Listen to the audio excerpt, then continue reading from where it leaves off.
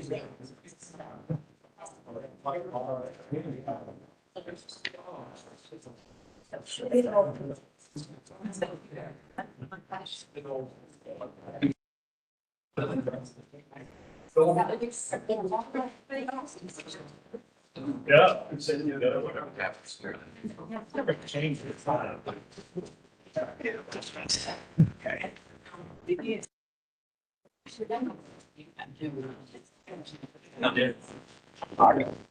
I'm pretty sure that's the sound. I haven't, yeah, it's something like that. And I'm not, yeah.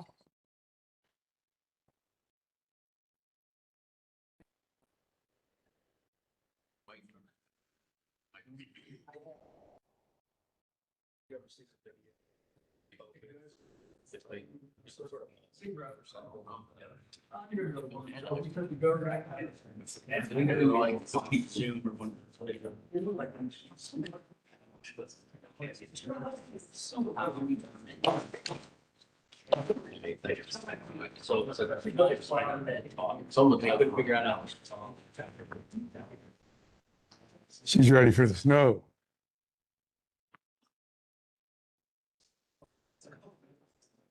It is? I didn't give you your papers yet. I just realized. Yeah, my score, you gotta have my scorecard. I forgot. Yeah. How many are here? Are the 7 and 8 here? Okay. Yeah, there's some addition out here. Or a pep rally.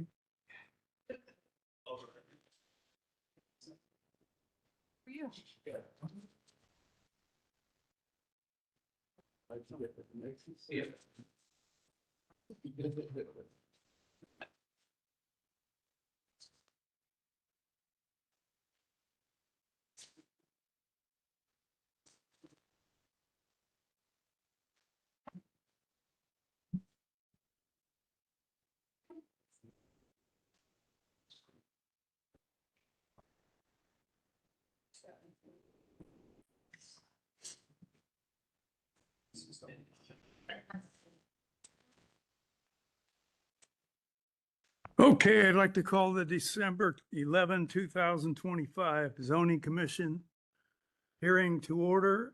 We'll start with the Pledge of Allegiance. I pledge allegiance to the flag of the United States of America and to the republic for which it stands, one nation, under God, indivisible, with liberty and justice for all.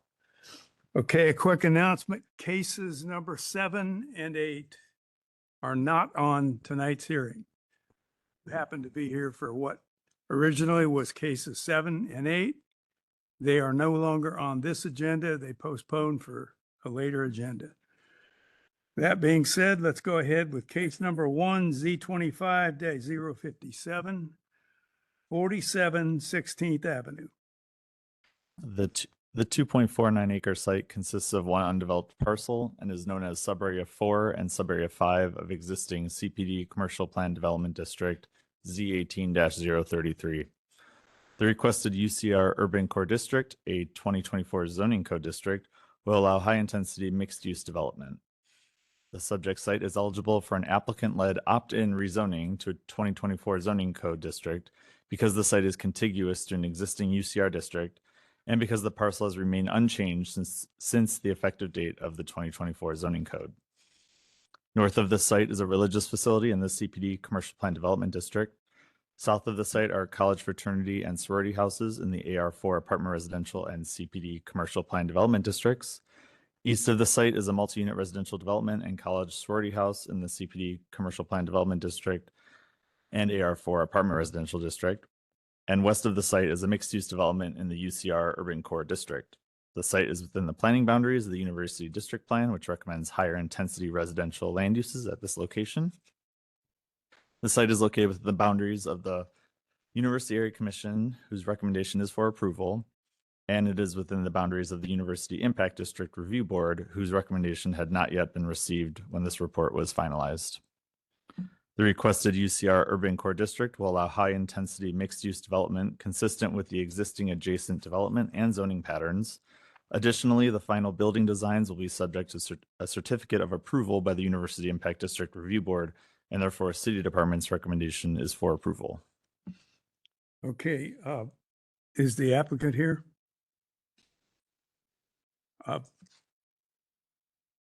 Is there any speakers requesting to be heard on case number 1 this evening? Okay, you've done your homework, you got approval both places. Daniel, you got anything for traffic we need to look at? No traffic issues. Okay, is there anything you'd like to add to the staff's presentation, or would you Nope, like? we're just excited to move this forward. It's the last of the major sites that front on this new square, and we're really excited to get it going. Okay, if that being the case, I need a motion to take a vote. Motion to vote. Second. All those in favor? Okay, please call the roll. Janice Keys, Yes. Amanda Golden, Yes. John Ingwerson, Kane Wukwe, Yes. Dan Fertelman, Yes. Chair Fitzpatrick. Yes, you are approved. I gotta approve it from both sides. I used to staff the review board. Oh, really? Yes.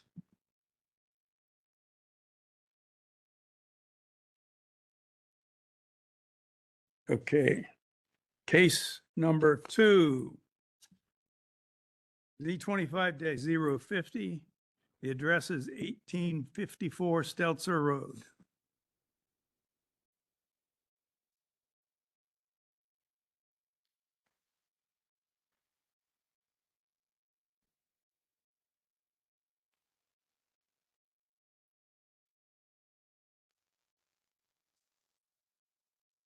The 18.6 acre site consists of 5 undeveloped parcels in the LAR1 Limited Apartment Residential District and 1 recently annexed into the city of Columbus and assigned the R Rural District. 5 of the 6 parcels were recently rezoned from the R District to the LAR1 District as part of rezoning and concurrent council variance cases Z25024 and CV25043. The applicant recently acquired a 6th parcel to the east. This proposal incorporates that parcel into the previously approved multi-unit residential development. North of the site are single-unit dwellings as well as an undeveloped platted lots in the R12 Urban Residential District of Mifflin Township. East of the site is undeveloped land in the R Rural District of Mifflin Township. West of the site are single-unit dwellings in the R Rural District of Mifflin Township. Further west of the site is a proposed self-storage facility in the LM Limited Manufacturing District and a proposed apartment complex in the AR1 Apartment Residential District. The site is within the planning boundaries of the Northeast Area Plan, which recommends office, light industrial land uses at this location. The site is located within the boundaries of the Northeast Area Commission, whose recommendation is for approval. Concurrent council variance CV 25-096 has been filed to increase the garage building height, reduce building and parking setback lines, and reduce the required perimeter yard. This request will be heard by City Council and will not be considered at this Development Commission meeting. The limitation text establishes appropriate uses and supplemental development standards addressing maximum unit count, garage height, building setback, and parking setbacks, and includes a commitment to develop the site in accordance with the submitted site plan and building elevations. The Columbus Multimodal Thoroughfare Plan identifies Stelzer Road as a suburban community connector requiring 120 feet of right-of-way. The requested LAR1 district will allow a multi-unit residential development with a maximum of 384 dwelling units with residential amenities. Although the proposed use is inconsistent with the Northeast Area Plan's recommendation of office light industrial land uses at this location, the plan recommends a mix of housing price points within all neighborhoods to provide housing opportunities throughout the Northeast area, ensuring the availability of housing near jobs. As such, staff recognize the proposal's location on a corridor with transit and compatibility with existing apartment residential to the west as mitigating factors in support of the use. City Department's recommendation is for approval. Okay, thank you. Dan, any traffic issues on this one? Traffic access study is pending review for this application. It's likely there'll be some modifications to the planned operation of the traffic signal at Stelzer Road and City Gate Drive compared to what was recommended in the approved traffic access study for the initial development phase. Okay. Is anyone here tonight interested in speaking on case number 2? Nobody. Anything you'd like to add to the presentation? No, we're great. Yeah. You're good? Yep, all set. Okay. In that case, anybody have any questions up here? And yes.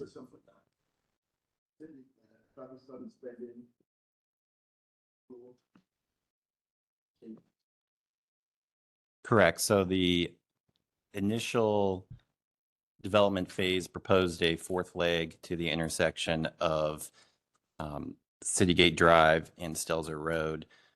So this phase, plans to add some additional trips to that leg. So there could be some changes to the phasing of that intersection. Right now with the initial phase, we were not going to have any dedicated phases for eastbound and westbound left turns at that intersection. And so there's a chance that that could change upon reviewing this study.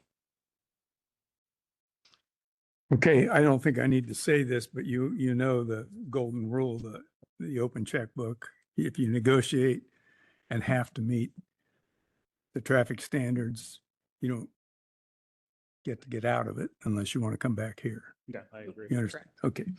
All right, I need a motion to take the Wait, vote. Just have a Oh, question. I'm sorry. Didn't we review and approve something for this earlier this year? Yeah, you did. So basically. How is it different? Yeah. Yeah, so great question. So the original approval was for 14 acres, which if you look at the site, it's kind of where that pond is on the Yeah. eastern side. Basically, if you take that straight up, that's a 4.6 acre parcel we were able to get into contract after we had already Okay. started the process.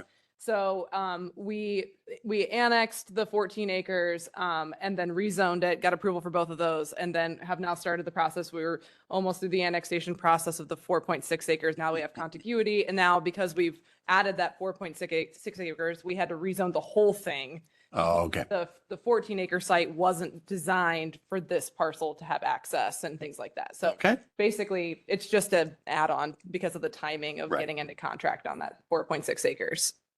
Okay. Okay, motion to take a vote. Motion to vote. Okay, all those in favor? Aye. Aye. Okay, please call the roll. Amanda Golden, John Ingwerson, Kay Mukwe, Dan Fertelman, Yes. Janice Keys, Chair Fitzpatrick. Yes, you are approved. Thank you so much. Have a good evening.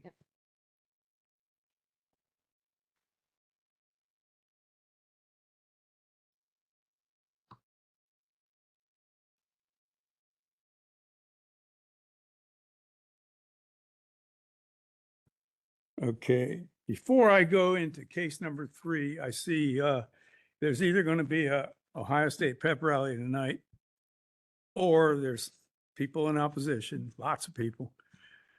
We operate by city council's rules. I don't know if you're all familiar with them. City council will allow 3 speakers, 3 minutes each, and that's it. And so don't be redundant. Get your point across. Pick whoever you would like to have speak. Is there a area commission member here in the audience? No. Okay. He's hiding out. He's not raising his hand. Okay, well, one of you flip a coin, one of you speak. You also have 3 minutes.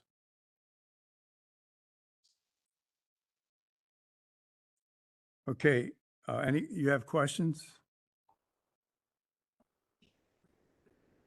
I'm just casting ahead with the city council rules. We have a burden to pick one or the other factor here. Is it appropriate or is it not appropriate? We don't pick out colors and we don't pick out building details. Is it appropriate for the property or is it not appropriate? 3 speakers, 3 minutes each. And if you have a commissioner here, he's another 3 minutes. So that's the game plan when your time calls. But this is case number 3. Just, you sound like you're very prepared and organized to city council. So that's great. All right, case number 3. Z25-058, 4,000 to 4,022 Westerville Road. The 4.32 acre site consists of 1 undeveloped parcel and 4 parcels developed with single unit dwellings within the R1 residential district. The requested AR3 apartment residential district to allow for a 120 unit senior assisted living facility. To the north, south, and east of the site is a golf course in the R1 residential district. To the west are single unit dwellings in the SR suburban residential district. Concurrent CV 25-101 has been filed to pursue competitive funding through the Ohio Housing Finance Agency and demonstrate a 120 unit senior assisted living facility and includes a variance to reduce parking requirements. That request will be heard by City Council and will not be considered at this Development Commission meeting. The site is within the planning boundaries of the Northeast Area Plan, which recommends open space / stream buffer land uses at this location. The site is also subject to early adoption of the Columbus Citywide Planning Policies Design Guidelines. The site is located within the boundaries of the Northeast Area Commission, whose recommendation is for approval. The Columbus Multimodal Thoroughfare Plan identifies this portion of Westerville Road as a suburban commuter corridor requiring 120 feet of right-of-way from the center line. The requested AR3 apartment residential district to allow for a 120 unit senior assisted living facility. Although the proposal is inconsistent with the Northeast Area Plan's land use recommendation, it is consistent with the plan's goals of providing a mix of housing opportunities and price points throughout the Northeast area. In addition, staff support the proposal as a site plan with concurrent CV 25-010. It is consistent with C2P2 design guidelines, and the proposed use is compatible with existing residential uses in the area. Therefore, City Department's recommendation is for approval. Okay, is anyone here to speak regarding case number 3 tonight? No, they're not. Dan. Access to Westerville Road is under the jurisdiction of the Ohio Department of Transportation. They will be requiring construction of northbound and southbound left turn lanes at the intersection of Westerville Road and Seville Road. Commitments to this effect will be incorporated into the ordinance for the companion council variance application and referenced in the ordinance for this application. Okay, they caught up. They're almost in proper sequence with what we do here. I see in the documents here that you were to update your site plan. Did you do that? Yes, Mr. Chair, I believe so. Is it in the packet already, or is that something you have with you, but no one's seen yet? I do not have it with me. I'm standing in for Thad Boggs, the main counsel here for the applicant, and he informed me that it had been distributed. Is that incorrect? It was distributed. Updated site plan? Yes. Okay. Yes, we have received that, yes. All right, that brings us up to date. Does anyone have any questions of the applicant? Is there anyone here to speak? I already asked that. Take another glance. Oh, this is like a bidding. Okay, you bought the antique. We need a motion to vote. Motion to vote. Second? Second. Okay, please call the roll. John Ingverson. Yes. Kane Wukwe. Dan Fertelman. Yes. Janice Keys. Amanda Golden. And Chair Fitzpatrick. Yes, you are approved. Thank you very much.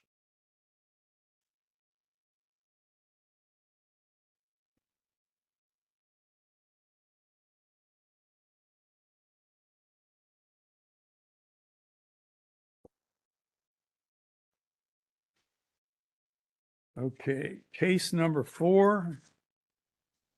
Z23-011, 5357 Cleveland Avenue. This case was tabled at the February 8th Development Commission meeting in order to address traffic management and CPD revisions, and due to disapproval from the Northland Community Council. Since that meeting, the building footprint has been expanded and the permitted uses has been changed to include all C3 uses, with conditional approval from the NCC, including landscaping, parking, and minimum sidewalk width requirements that the applicant has agreed to. In addition, please see the supplemental packet for updated limitation text and site plan, both dated November 4th, 2025. That will require a motion to vote as well. The site consists of one parcel developed with a dwelling unit converted to an office in the I institutional district. The requested CPD commercial plan development district will allow C3 commercial uses. To the north of the site is an apartment complex in the ARLD apartment residential district. To the south is a retail store in the LC2 limited commercial district. To the east is a grocery store in the neighborhood commercial district and a single unit dwelling in the suburban office district in Minerva Park. To the west is an office in the I institutional district. The site is within the planning boundaries of the Northland 1 area plan, which recommends office land uses at this location. The site is located within the boundaries of the Northland Community Council, whose recommendation is for conditional approval. The CPD text includes use restrictions and supplemental development standards that address height and setback requirements, vehicular access, landscaping and screening, and dumpster location, and includes a commitment to develop the site in accordance with the submitted site plan. The Columbus Multimodal Thoroughfare Plan identifies this portion of Columbus Avenue as a suburban commuter corridor requiring 120 feet of right-of-way. The requested CPD commercial plan development district will allow the site to be redeveloped with C3 commercial uses. The CPD text establishes appropriate use restrictions and supplemental development standards and includes commitments to develop the site in accordance with the submitted site plan. Although the proposal is not consistent with the Northland 1 area plan's recommendation for office uses at this location, staff recognizes the surrounding development pattern includes commercial uses and that the proposed building has adequate transparency along Cleveland Avenue frontage. Additionally, C3 commercial uses include office type uses. The submitted site plan is consistent with the plan's recommendations for landscaping, sidewalks, and street trees. Therefore, City Department's recommendation is for approval. Okay, I see we have the community's conditional approval regards parking and walks. Is the applicant for this case here? Are there any of those things that have been submitted yet? Yes, they have been. And everything's okay with those? Mhm. Okay, anybody else have any comments? Dan? All division traffic management comments for this application have been resolved. Okay. Is anyone here to speak regarding case number 4 tonight? Okay, you've heard the presentation. Is there anything you'd like to add to it? Give us your name for the record and, Melva Williams Argyle represented the client. okay, Melva, we'll move forward. I need a motion to take the vote. Chair, you need a motion to include the November 4th, 2025 materials first. Okay, text and site plan. Correct. Motion to accept the site plan and the text updated for this hearing. Second? Second. All those in favor? Aye. Okay, now a motion to take the vote. Second. Okay, Dan? Janice is getting, up on the track record here. Okay. Please call the roll. Kane Wukwe, Yes. Dan Fertelman, Yes. Janice Keys, Amanda Golden, John Ingwerson, Chair Fitzpatrick. Yes, you are approved.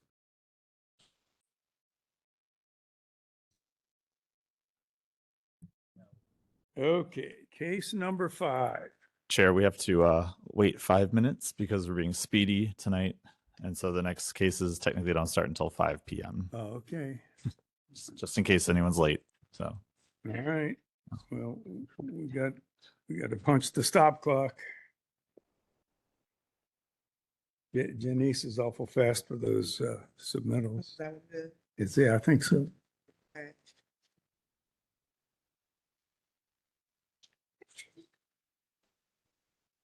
Like you need to slow down. No.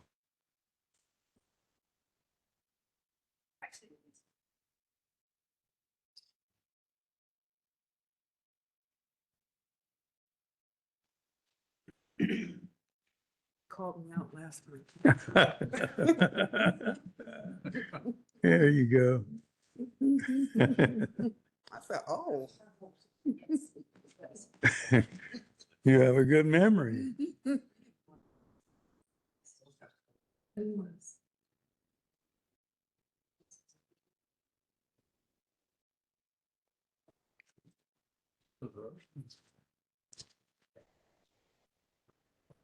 And then are these folks in the red for this one on the left hand here, or are they for the last one with Mike Shannon? And I think it's the Mike Shannon one. That was a meeting you missed. They hate Shannon. I guess. So he's case number 9. They, I think Alyssa was standing there at the end of that. You remember that contentious one? His Comes up to temper. Mike Shannon and goes, "You're a liar." That Who did he say it? Mike Shannon, right to his face on the way out the door. Who said he's a liar? Oh, one of them. One of these folks, they were not happy campers. Yeah. Well, that's Mike's on. That's fine. I'm not getting fined for anything I said.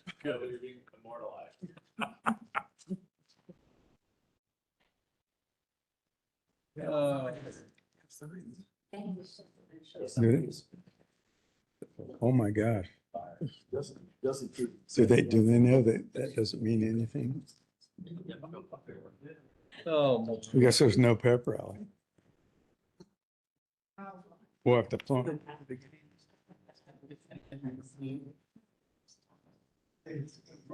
I think they They did it on purpose.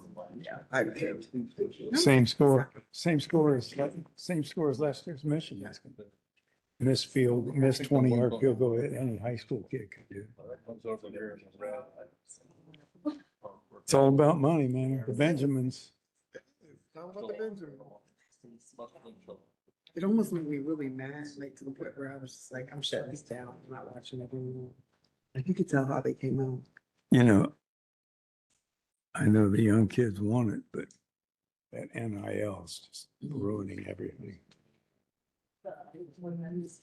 And it's promoting Disney presentation to come in and make it like a game show.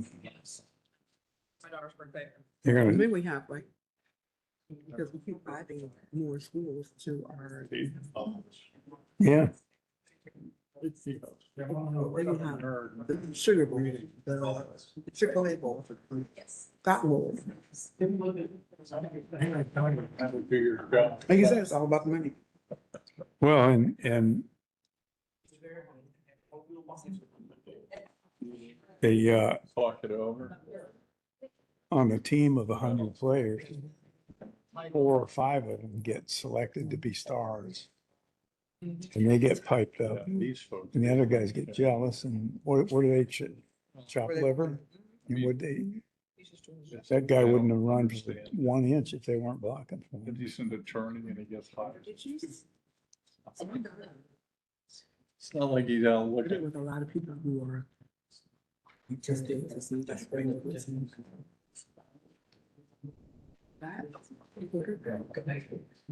you seem like all the marks were Which quarterback? Indiana. He seemed weird. Very, he's a unique. I had to catch myself. And if we're helping him, if we're staying in a zone and we're helping that, because last year we didn't lose to Michigan, we would have had to play Oregon twice. We good? Okay, let's get back to our work. Case number 5, Z25-038, 7801 and 7089 Olentangy River Road. Is the applicant here? Okay, get the report going. Please see your supplemental packet for an updated site plan and limitation text dated December 10th, 2025, and 38 letters of opposition. The 5.4 acre site consists of 2 parcels, one developed with a realtor's office and the other with a single unit dwelling, both in the R1 residential district. The requested LAR 12 limited apartment residential district will allow for a townhome development with 29 units. North and west of the site are single unit dwellings in the R8 restricted urban residential district of Sharon Township. South of the site are single unit dwellings in the PUD4 planned unit development district. East of the site are offices and a gas station and a senior living apartment in the PSC planned shopping center and EU exceptional use districts of Shannon Township. Concurrent council variance CV 25-073 has been filed to vary the minimum number of townhouses in a row to allow individually platted townhomes on a private street to reduce the building setback and allow fewer sidewalks. That request will be heard by City Council and will not be considered at this Development Commission meeting. The site is within the planning boundaries of the Northwest Plan, which recommends office and low-density residential land uses at this location. The site is within the boundaries of the Far Northwest Coalition, whose recommendation is for disapproval. The limitation text establishes appropriate uses and supplemental development standards addressing maximum unit count, density, building setback, perimeter yard, site access, parking, sidewalk placement, open space, building design, and includes a commitment to develop the site in accordance with the submitted site plan and building elevations. The Columbus Multimodal Thoroughfare Plan identifies Olentangy River Road as a suburban commuter corridor requiring 120 feet of right-of-way. The requested LAR 12 district will allow a multi-unit residential development with a maximum of 29 units that is compatible with the density and development standards of adjacent residential developments. Although the proposed use is inconsistent with the recommended land uses, staff note that the provided building elevations and the applicant's commitment to preserve all mature trees along the perimeter within the limitation text as being consistent with the Northwest Plan's design guidelines. And City Department's recommendation is for approval. Okay, the other items listed on the second page are these no longer issues now?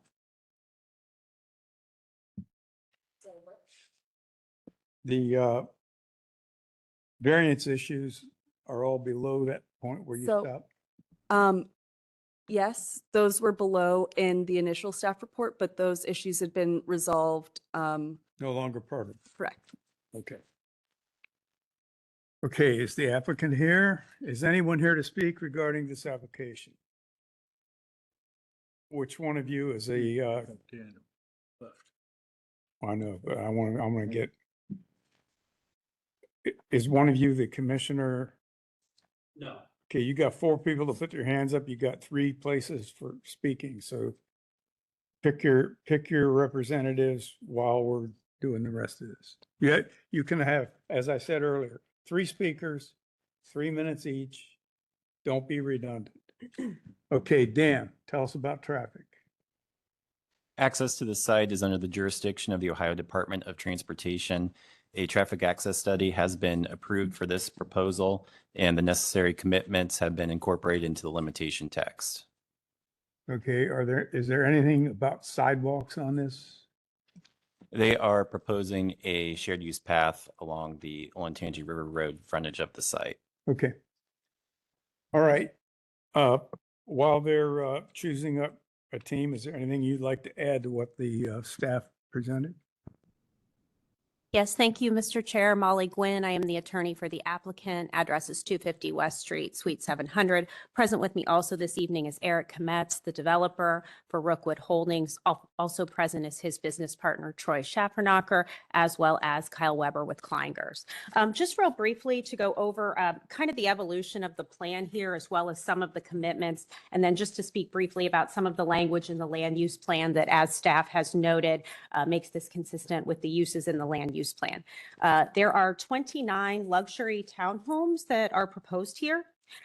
We have 8 of the A units and 10 of the B units. And those are delineated on the plan. You can see right there.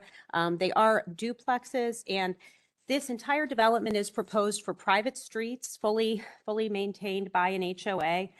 We do have high quality design features here, full natural materials and cementitious siding and metal roofs.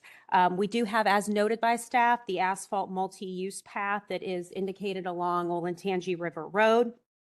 We are also setting aside area on the site plan in order to dedicate additional right-of-way to the expansion of 315 as required, again, by the city thoroughfare plan. Privately maintained common open space. And then with that shared use path, we have access to the rails to trail system across State Route 315.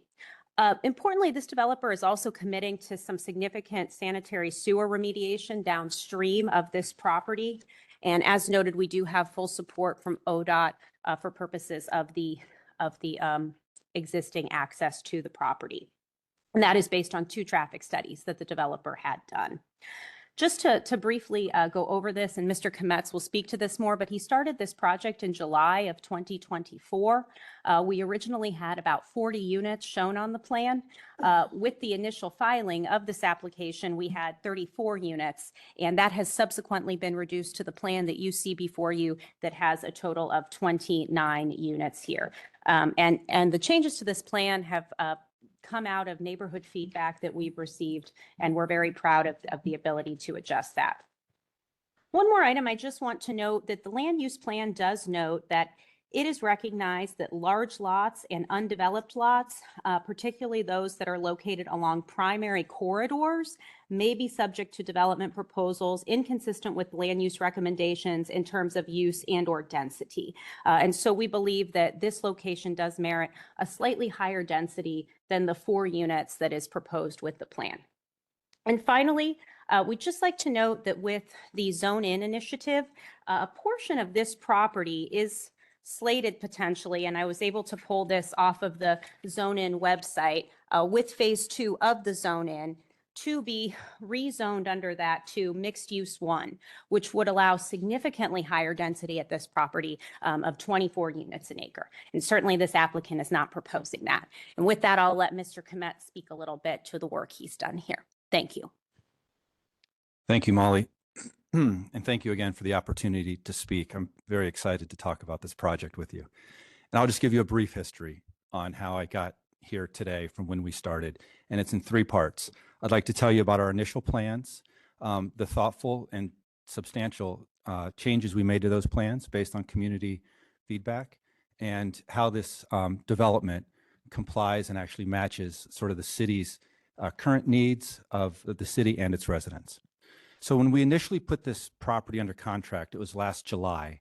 And at the time, it came with two parcels. The hillside parcel that you see, the big grassy slope that's kind of across the two gas stations by Hills Market. But it also came with a second parcel, a smaller parcel in the back northwest corner that connected it to the neighborhood behind us. And it fed out onto Clubview Boulevard. My initial plans was to come in off of Clubview Boulevard, because after we did a topographical survey, we realized that the hill that we're working with is 70 feet high and only 90 feet deep. So coming in off of Clubview Boulevard would have allowed us to have a really nice private road to service and come to the top of the development, where we are going to do a circle private drive and have large multi-unit buildings up there for a mix of rental and ownership of about 40 units. And that's the initial plan I presented last fall and got substantial feedback. I probably met with several hundred community members. I went to the Far Northwest Coalition meeting on 2 separate occasions. Then I was invited to speak at the Worthington Hills Civic Association, which is the civic association for the neighborhood behind me, and also spoke at the Sharon Township trustee meeting where I presented these plans. I passed out my phone number, my email address, and continued conversations with the neighborhood for several months. And what became clear to me from these conversations and these meetings, there's 3 primary objections to what we were doing. The first one was no renters. People did not want to have people renting units here. The community wanted to have home ownership of all the units. The second one was lower the density. People thought that 40 units on the site that we were doing was too dense. And the third one, and the most important one, I think, to the community, was stay out of our neighborhood. We don't want to have this access coming onto Clubview Boulevard. So coming off of Clubview Boulevard was my challenge in trying to meet those 3 requests. But to do so, to come off 315 was a substantial challenge for me on 2 primary challenges. The first was, instead of starting now at 70 feet up, we were going to be starting at a much lower elevation at the base of the hill. And I had to find a way to get the road to actually climb 70 feet with only 90 feet of run. And if you draw that triangle, you're looking at a grade of over 40%, which just wasn't going to be possible. It was at this time when I met Charlene Fairman, who owns the Realty Firm, which is the business that is right next to our property. And she was interested in selling. So we brought her property into the project. And that sort of unlocked the potential for us to come in off of 315, because our engineers, after we took boring samples around the site and figured out where the shale and bedrock were, we could actually design a road, as you can see it here, that has 2.5 switchbacks. And those switchbacks, which stretch across both properties, is what allows us now to climb that 70 feet of elevation.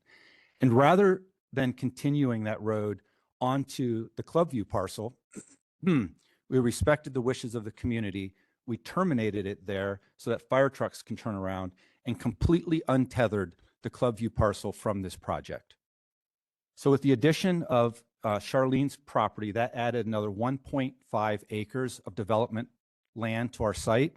And rather than increasing the amount of units that we were requesting, we actually went down. So we went from 40 units to 29 units across 5.4 acres of development land, which is more than a 50% reduction in what we initially proposed. Broke up those larger buildings that we had planned and put them into duplexes. And you'll see one of the variance requests that we're asking for here is for fee simple home ownership, so that these are owner occupied houses. The second challenge I had coming off of 315 was to get permission from ODOT, right? This is a state route. They wanted to see a traffic study. So in coordination with ODOT's criteria and the criteria from Ward 6, we commissioned a traffic study, and the results of that traffic study were very promising. It was modeled on 40 units, not the 29 we have here. So it's actually modeled on something about 33% more density than what we're proposing, or more units, I should say. And that study found that even during peak hours, it only adds no more than 2 seconds of delay time to traffic going by the site. It also noted that there's a turn lane, a center turn lane that is already striped pointing into our access to the site. And that turn lane was adequate for the volume of cars that was going to be generated, the speed at which those cars were coming. It had adequate sight lines and adequate queue length for 7 cars could queue up at a time, and no road improvements were required. Based on these findings, ODOT approved full ingress into the site and right turn only egress out of the site. So I was pretty excited when I thought I found some good solutions to the neighborhood concerns, and was looking forward this fall when I came back to the Northwest Commission and presented these findings to the community on 2 separate occasions. Again, I continued conversations with the community after these meetings. I've hosted a site visit for the neighbors to come and see the site themselves, walk it, understand the constraints that we're under, and to appreciate where we intend to put these buildings. I've also have been to several houses of the people who live in this community to further these conversations of our plans here. What I've learned from these conversations is that this community has a lot of nostalgia connected to this site. The neighborhood kids go sledding on this hill in the wintertime. On Sunday, I was picking up their sleds from last weekend's snowstorm. In the summer, it's used as a neighborhood gathering place. It's a 70-foot hill. You've got great views of the stars. Our house was broken into twice since I've purchased it. In the summer, I've been picking up empty beer cans and cigarette cartons. These activities are not safe. I think because it's been vacant for several years now, it is slowly starting to become something that the community feels is public space.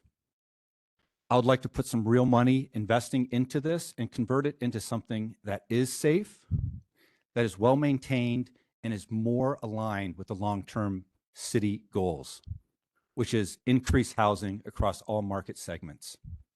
To be clear, this is a luxury townhome development, and I've worked with a realtor closely to make sure I understand what that market segment is looking for.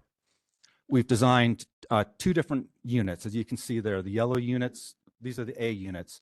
These are 3-story units. These you would drive into from the private road onto a garage that is essentially silhouetted against the sky, as the house then extends on the backside of the garage and then kind of waterfalls down the hillside for 3 stories. Looking up the hillside, it should be very beautiful to see these sort of homes sort of cascading down. They're each going to have optional elevators. The first top floor will be entertaining. It'll be an open floor plan with kitchen, living space. The middle floor will be very expansive primary bedroom and bathroom and spa suites. You'll see there's decks on the middle floor and the upper floor. And the lower level will be for 2 additional bedrooms, ensuite baths, and a flex space to either do crafting room, theater room, kids play area, etc. The second unit that we've designed is our B units. And these are only going to be 2-story units, and they're going to be the ones that are going to be over on the ravine. So on the southern side of our property, we have a beautiful ravine that drops down about 30 feet into a little water area. The 2-story units will be along the ravine and along the backside of the property to be more harmonious with the nature that is over there. These units will be first floor primary bedrooms along with bathrooms and kitchens and living. So it'll be a first floor master essentially, with the upper level here being where we're going to put the 2 extra bedrooms, ensuite, and flex space. The privacy borders on this site are wonderful. Most of them are naturally and already there. Along the southern border, these houses will sit on top of the ravine, and it's a 50-foot wide ravine before you get to residential houses on the other side of that ravine. On the western edge of the property, which is the backside of the property, we're actually going to start the foundation of the homes 6 to 8 feet lower than where the current topography is. So the roof line on our houses will actually be lower than the current roof line of the house that exists there today. We're going to build up a retention mound behind it that'll put shrubs on it to further create privacy and more screening from the houses to the west. On the north side, we're going to keep all the trees and the power lines that are there that already provide really great screening to the north. So 3 sides with our residents. We've been very careful to make sure that we have privacy and screening on all those 3 sides. The 4th side is looking east, and that's where we have State Route 315. And I tell you, I couldn't be more happier to be on State Route 315 for a luxury townhome development. This is not some neglected Road in Columbus.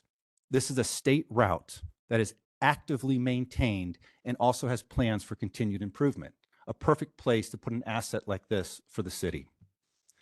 In sum, I believe this luxury townhome development aligns with the city's goals for increased housing. It places very little stress on city resources, and it's been thoughtfully designed with substantial consideration for the community's concerns. Thank you. Okay, thank you. Let's have you vacate the table. We'll bring our speakers up and then we'll bring you back.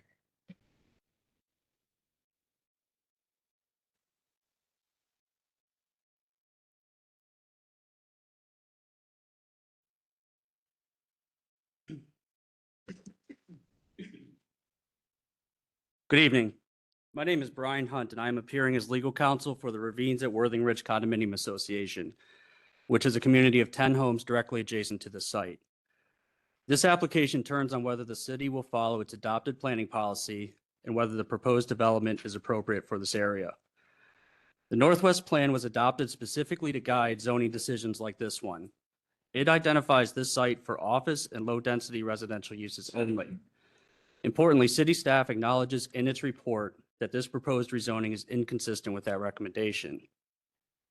The proposed development contains 29 units on approximately 5.24 acres, which equals 6.56 dwelling units per acre. Under the Northwest Plan, low-density residential is defined as less than 4 units per acre. This proposal falls squarely within the medium-density residential category, which is not recommended at this location. The plan also repeatedly emphasizes preserving lower density residential areas and directs higher density housing to certain mixed use and commercial corridors. Specifically, the plan demonstrates that the higher density residential is typically located along the major corridors of Henderson, Sawmill, and Bethel roads. The west side of Olentangy River Road is treated very differently than those other corridors, as the plan consistently and overwhelmingly limits its use recommendation to low density residential, which aligns with current and historical development in that particular area. The staff report relies heavily on building designs and landscaping commitments to reach its recommendation. However, the Northwest Plan is clear in how it is to be applied. Land use and density are evaluated first, and design guidelines are considered only after those thresholds are met. Regardless, design quality does not cure an improper use. Further, when city staff outright concedes that a proposal is inconsistent with the adopted plan, any approval should require a clear and well-supported justification. That justification has not been provided here. The staff report incorrectly states that there is a commitment to preserve all mature trees along the site perimeter within the limitation text. The text only requires a tree survey upon final site compliance and that any trees that are removed shall be replaced. There is no provision in the text that mandates tree preservation by type, age, caliper, or location. The alleged commitment being used to justify an improper land use does not exist in the text and is very likely not enforceable as the text is currently written. Additionally, the text allows for significant future flexibility and adjustments based upon engineering, topographical, or other site data developed at the time of development and final engineering. These changes can be made by administrative approval without public notice, input, or review, and could easily result in density staying fixed and any mitigating features being eroded. That flexibility undermines any assurances being offered today and conflicts with any aspirations of predictability.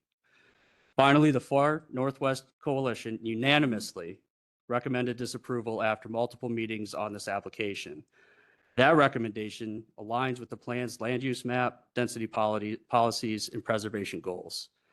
For those reasons, we respectfully urge you to follow the coalition and the applicable plan and recommend disapproval of this application. Thank you. Thank you.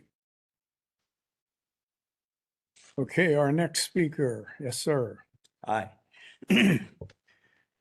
My name is Tim Reaney. I am a neighbor in the ravines of Worthing Ridge, as is my daughter. We both have residences there. I'm a registered architect, a land developer for decades, property manager. I'm a licensed real estate broker.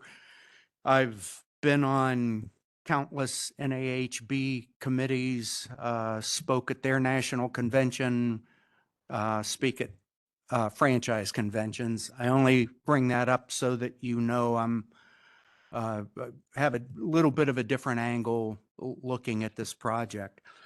I'll try to be quick on what I want to go over. Alyssa, do I have control of the button or do you? Okay, thank you. The first slide, that's the last slide. There we go. I brought on the left, a previous rendering. I don't know if the product has changed any or not. That front elevation for the Unit A, which is their flagship dwelling unit, will have row houses with garages across the front, where I feel is going to look a lot like storage units, not so much like a luxury townhouse. The home on the left is an example of the ravines at Worthing Ridge. I realize it's not totally fair to show a photograph and a rough rendering, but all 10 homes in our community are designed by Gene Milhone. They're all custom. They're all different cedar shakes, natural materials, natural stone, brick. There's just a tremendous difference in housing products. If you could get to the next slide, please. Thank you. I did a little bit of cut and paste, and I apologize for the not being any better graphically, but I put our existing land plan on the same site plan with the proposed site plan. You can also see the homes on the adjacent Worthington Hills community. And ironically, I learned since I did my report, the site for Mr. Kometz dropped 66 feet. Our site dropped 66 feet down to Olentangy. So there's significant drop on both sites. Ours has been planned that trees between the homes were saved, mature trees were saved. Each home is kind of tucked back into the trees. The street cascades down the slope. It's a very organic, very sensitive to the natural environment street plan. And you can see shaded in green up there on Mr. Kometz's site, the dark green. That is a ravine that I'll talk about here in a minute that our neighborhood's extremely concerned about. There is a note, I think, in the, thank you, in the limitation text that modifications can be made by staff, which is a good thing. However, there is a lot that is not known about this site just yet. One of the things that Mr. Kometz offered for us to see was the soils report. In one case, there's bedrock as shallow as 8 feet. We're concerned about what that could mean if any blasting is done. We want to ask that there be no blasting on this site. We've never really seen a section through the site, and that's 66 feet of drop, the row houses, the straight streets. It's just a harsh, contrary situation with Worthington Hills and with our condo community. The next thing I'd like to talk about is Mr. Kometz did meet with us. We invited him a number of times. We finally got to meet, I think, in October. We had a list of things that we had hoped we would be able to accomplish with Mr. Kometz, and basically he denied everything that we asked for. We were concerned about the density. It's 5.4 dwelling units per acre. Okay, let me talk fast. The line with the ravine that we're talking about. May I stand up here? Yes, absolutely. Thank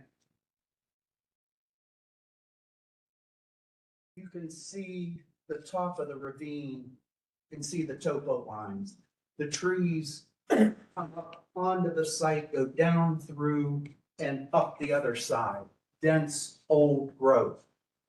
This dimension to the property line, it's perpendicular to the property line, is 51 feet to that shed.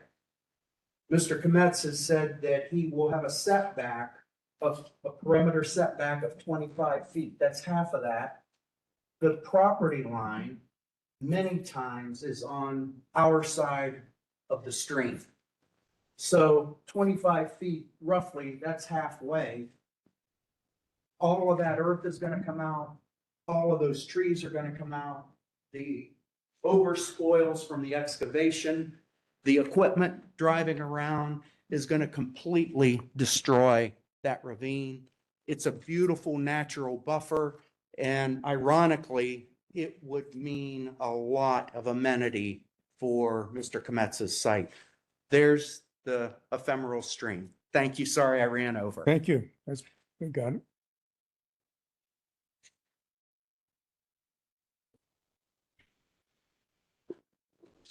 Thank you, Mr. Chairman. My name is Kathy Sullivan. I'm a 29-year resident of the area in question and the house at the top of Old Oak Trace, which is the neighborhood most proximate to and potentially most affected by this development. My consideration of this proposal draws on my expertise as a doctoral level geologist, plus extensive engineering expertise in complex systems ranging from satellites and other spacecraft to complex large-scale construction projects such as the new COSI. I was in charge of the construction of that building, and power plants, both conventional and nuclear. I propose the question before you is not merely, as you've stated, Mr. Chairman, whether residential is appropriate use for this parcel, but specifically whether this project is. We would, I think everyone in our neighborhood fully agree that this is a lovely site and some very nice homes could clearly be built there. We're asking simply that they be built in the right way that is more commensurate, more considerate and respectful of the surrounding neighborhood and informed and understanding of the geology. So the degree to which this specific project is appropriate in our judgment is that it is not. It has been, despite the long history, Mr. Kometz summarized in several ways rather hastily conceived, and we would submit it clashes quite starkly, both with the adjacent natural and built environment. My speakers before me have noted what we would still argue is excessive density, over twice the existing density. I would judge, having looked at the geotechnical report, clearly inadequate consideration at this point of site properties. The technical company recommended 22 boring holes. At Mr. Kometz's request, that was reduced to just 5. So just 25% of what a professional firm would recommend you investigate before you lay out a site plan. The plan, in our view, would grossly, and I would say unduly, disrupt both the natural terrain, and that in turn will jeopardize the shale slopes, very fragile, already eroded, already weathered, already in some cases flaking away shale slopes of the ravine. And that in turn, if it affects and accelerates erosion in the stream, will affect the stability and integrity of our homes as well. I think the plan with its density and this pushback right to the ravine, and in fact, as Mr. Rini pointed out, some degree down into the steepest part of the ravine, shows a dramatic disregard actually for the native old growth forest cover. And that old growth cover, by the way, is a defining characteristic of this area and contributor to our property values. We did meet with Mr. Kometz, as Mr. Rini had noted. The few accommodations we were looking for, particularly along the ravine, were just completely rebuffed. And in our view, the exterior design of the proposed structure, which I recognize is not in this commission's purview, but is a very stark clash with the surrounding neighborhood and will definitely diminish the value. This site falls within one of the most iconic, scenic, highly valued and carefully preserved corridors in our city. It's designated as an Ohio Scenic River and also an Ohio Scenic Byway. It is the only piece of land in the state that has earned both of those designations. And that is earned because of the gorgeous bluffs that are adjacent to the river and the old growth forests that cap it.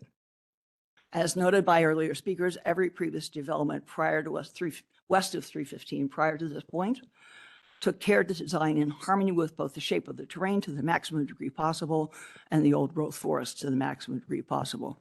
All along the corridor, dwellings blend harmoniously with the surrounding and use natural elements to the degree possible in their design.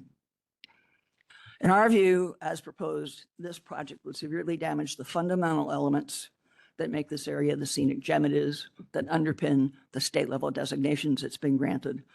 And to be clear, in closing, I'm not saying, and do not think my neighbors are saying, don't build anything. We're just saying it's a lovely site.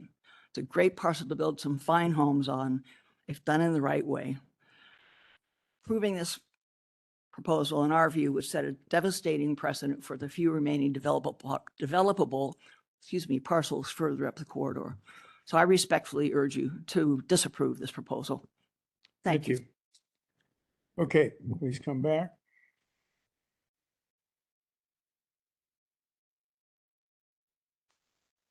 You heard the comments about style, close proximity, buffering. Can I address the first one? And Yes. pass it over to you. Yes, we did, Mr. Chair. Yes, thank you, Chairman, and thank you for the opportunity to address those comments. I'll speak to at least one of the comments, and I'll hand it over to Molly to address the other comments. I mostly wanted to speak to the meeting that was referenced. They said that proposals were offered to me, and I refused to accept any of those proposals. I wish I'd have brought them here tonight. They presented me with 4 site plans that they had hand-drawn themselves, and each of these site plans had about 10 units on them. And none of them were something that you could do from an engineering perspective without completely leveling the hill to a farm. The first site plan, for example, showed a picture of a road just going straight from 315 into the center of the property and then doing a lollipop loop around the property with just 10 houses dotted around it. They told me that it was prepared by an engineer. It wasn't to scale. It was with crayons and other coloring. With these 4 site plans, they had also presented me with a pro forma that they had created, and their pro forma was going to make millions and millions of dollars.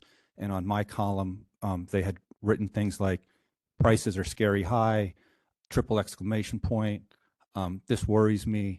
So they presented me with, please pick one of these 4 site plans and we won't oppose your project. They then asked me not to build any houses on the ravine when they said I was refusing to accept any of their offers. Their next offer was, don't build on the ravine. Mind you, we're sitting in a house, their house, on the other side of the ravine that terraces down into the ravine, and we're looking over, and they told me how much they liked looking at these trees. We have 4 units designed to go along that ravine. None of them are going into the ravine, and as I pointed out on our plans, we're not even doing basements there. These are all going to be 2 stories on a foundation. We did bring our engineer here. If you have any detailed questions as to how that will be done, he could be happy to answer those.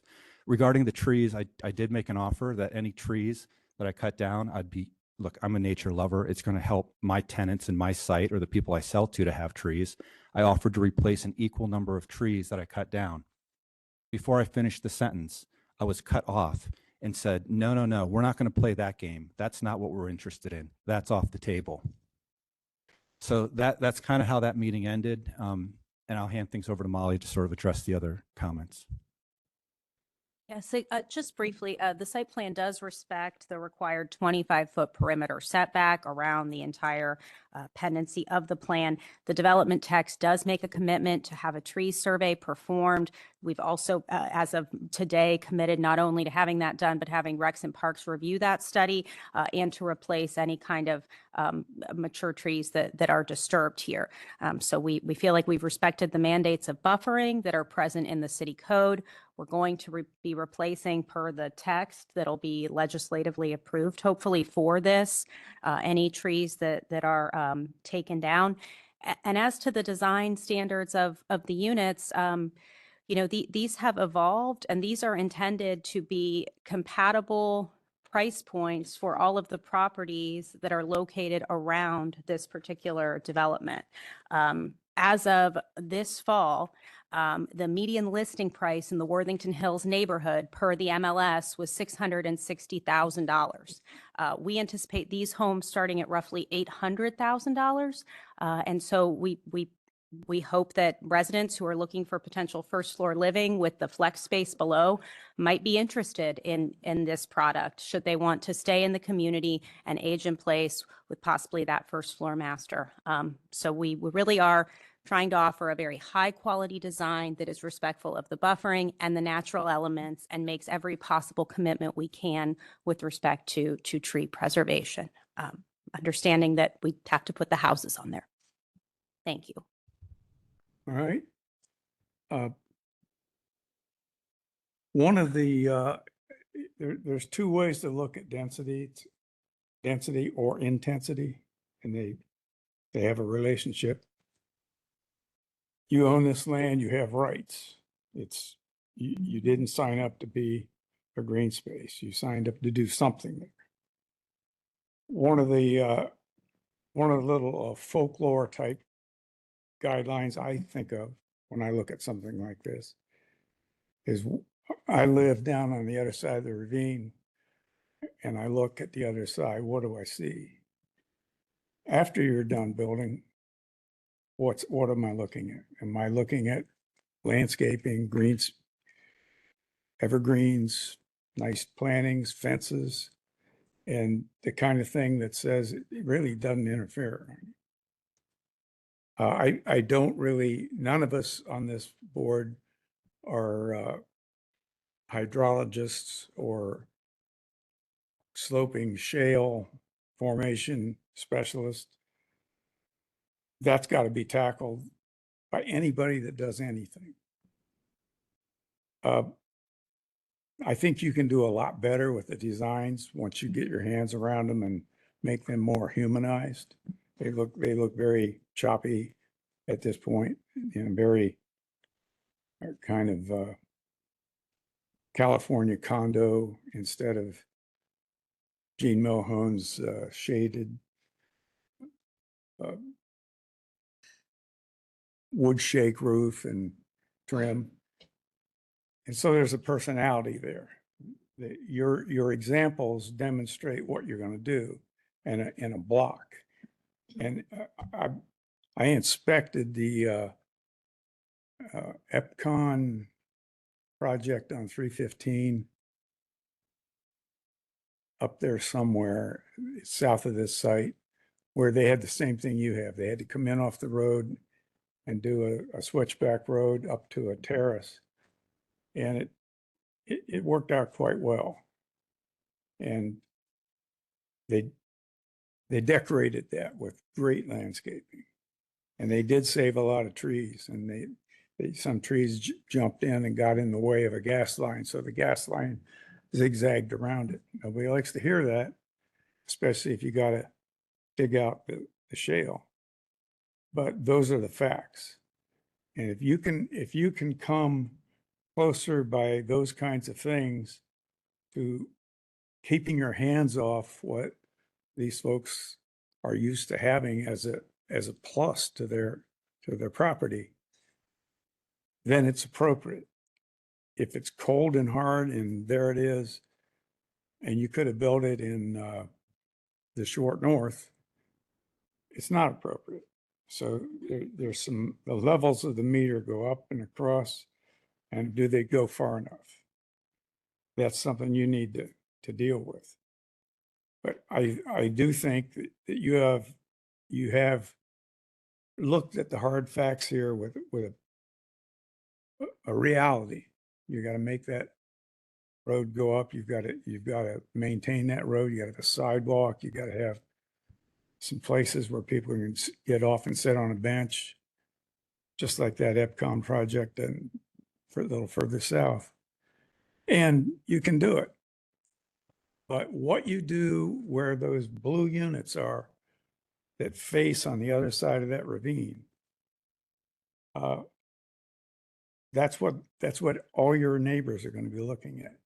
And so you need to put something down in writing that makes sense and it's realistic. And I'm not saying, build a castle or build a moat or something like that. I'm just saying you need to articulate that so that you're not killing that view totally to nothing. And that's that's normal, everyday architectural practice. Maybe you need to go see Gene Milhone. He's still around somewhere, but that's my comments. Does anybody else have any feedback? John?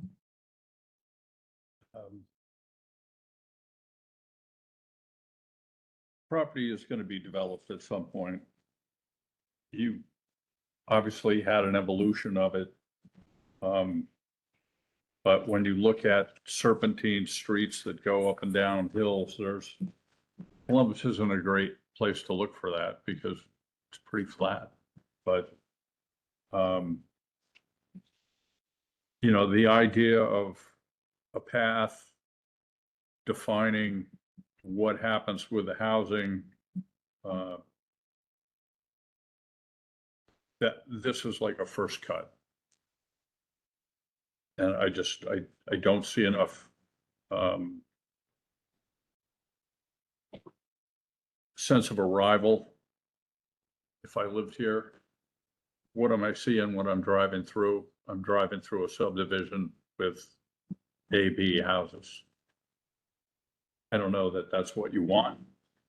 But I'd certainly think about it, and some of the renderings you've done. How does somebody enjoy the downhill side of any of those houses? There aren't any doors. You know, there's no patios onto the flat parts. So, you know, you've got a good idea. You know, appropriate.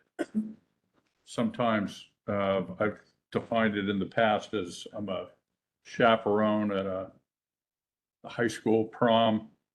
If a guy shows up in long underwear with a bow tie, it's not appropriate. He's wearing a bright blue tux with ruffles. That's okay too.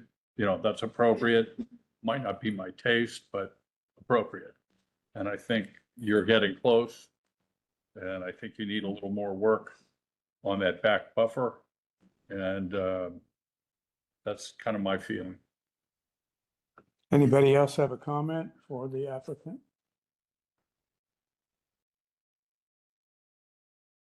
I think it's,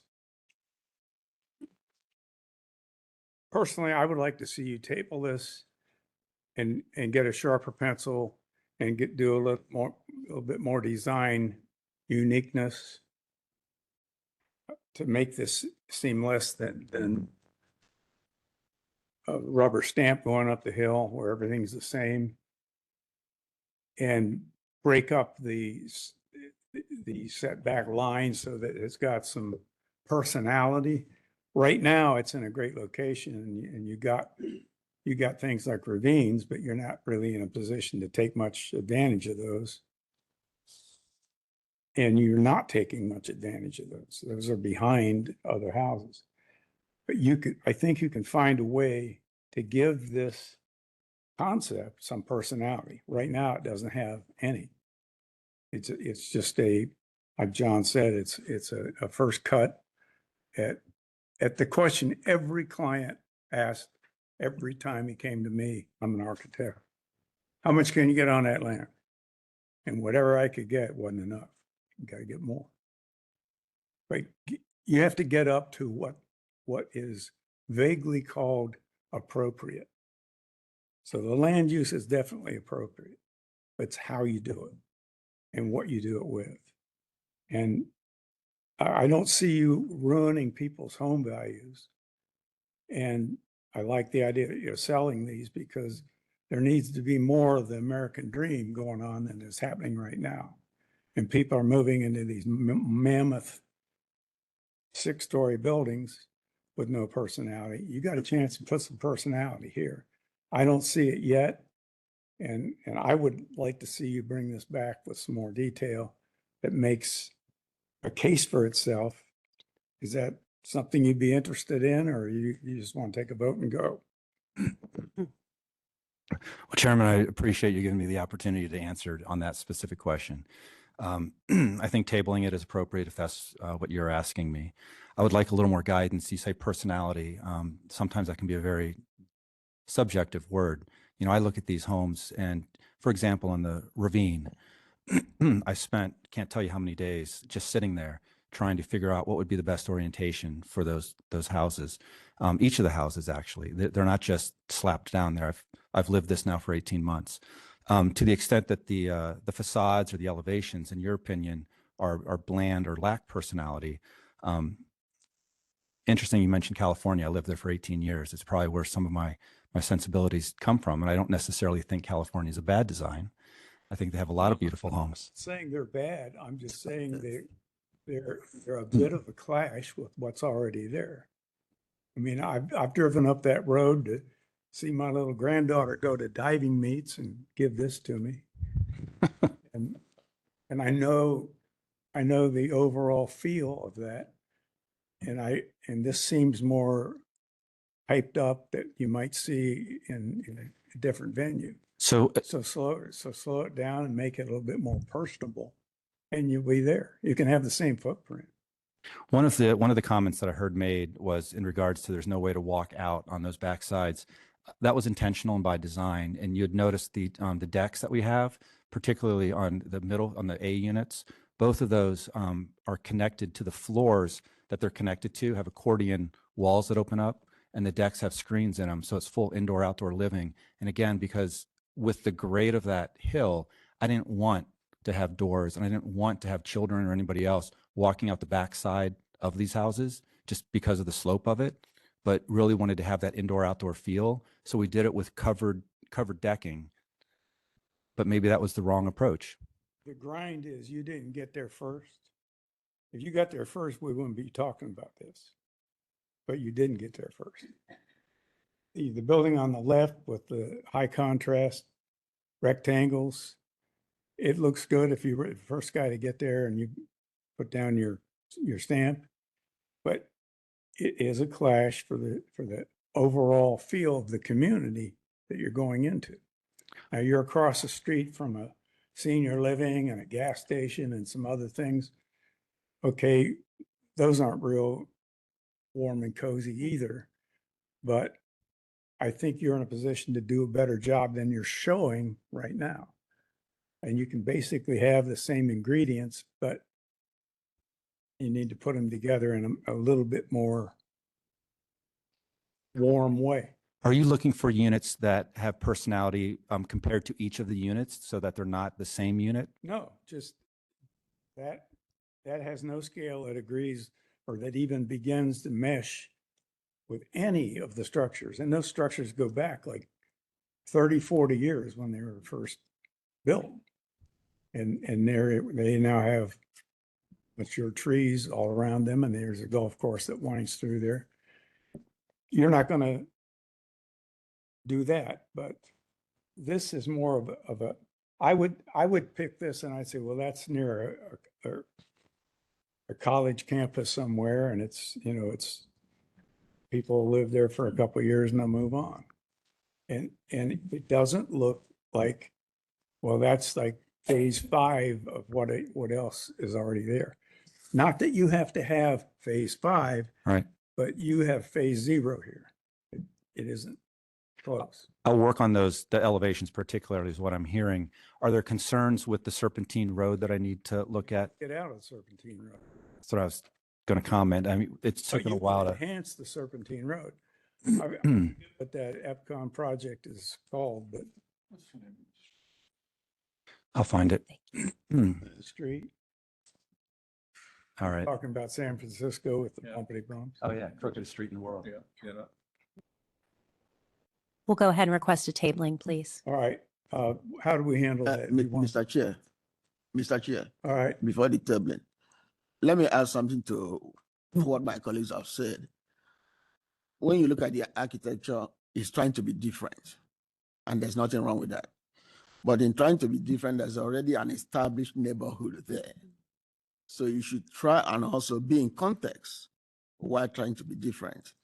So while tabling it, if you are going to present next time, I would suggest, I think somebody mentioned it, if we can have a cross section of the site, so we can really see how all the buildings relate down to the existing neighborhood. And also, if possible, I know it's money, maybe an area perspective that will now show the overall context of what we should be looking at.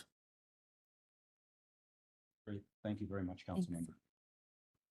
Again, that will help demonstrate how you get from point A to point B, not just of a fog bank. I think you got something you can really work with here, and you are across the street from a gas station and drive-through and a strip center. So this is a good thing, but it's not good enough yet. And I think you can get there. So let's take a motion to vote for a tabling on this submission. Motion to vote for tabling?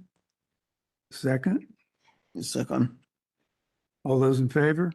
All right. Okay, please call a roll for the tabling. If you say yes, you want it tabled. Dan Friedleman, Yes. Janice Keys, Yes. Amanda Golden, John Ingwerson, Kay Mukwe, Yes. Chair Fitzpatrick. Yes, Street you guys. see you again. Was Lombard. What's that? Lombard Street, yeah, Lombard. I used to work 2 blocks from. Boy, if you fell down, you'd wind up a long way from home.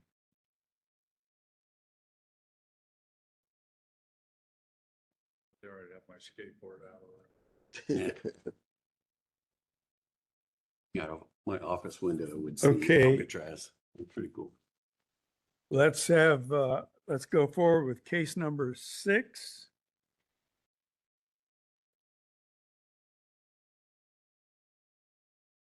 Z25-42, Z25-42, 3539 Treeview Road. The 6.73 acre site consists of 4 parcels, 2 of which are developed with multi-unit townhome development in the LARLD Limited Apartment Residential District, while the other 2 are undeveloped in Franklin Township and are pending annexation, upon which they will be assigned the R Rural District. The requested AR1 Apartment Residential District will allow additional multi-unit residential development to the existing development. North of the site is an apartment complex in the AR2 Apartment Residential District and a self-storage facility in the LM Limited Manufacturing District. East of the site are 2 apartment complexes, one in the AR1 Apartment Residential District and the other in the LAR1 Limited Apartment Residential District. West of the site are single-unit dwellings in the R Rural District within Franklin Township. South of the site are single-unit dwellings in the R Rural District and the LI Limited Industrial District within Franklin Township. Concurrent CV 25-086 has been filed to reduce perimeter yard, building line, landscaping and screening, the required number of EV parking spaces, and to increase building height and garage height. The request will be heard by City Council and will not be considered at this Development Commission meeting. The site is within the planning boundaries of the Trabue Roberts Area Plan, which recommends high-density residential land uses at this location. The site is also subject to the early adoption of Columbus City-wide planning policies design guidelines. The site is located within the boundaries of the West Scioto Area Commission, whose recommendation is for approval.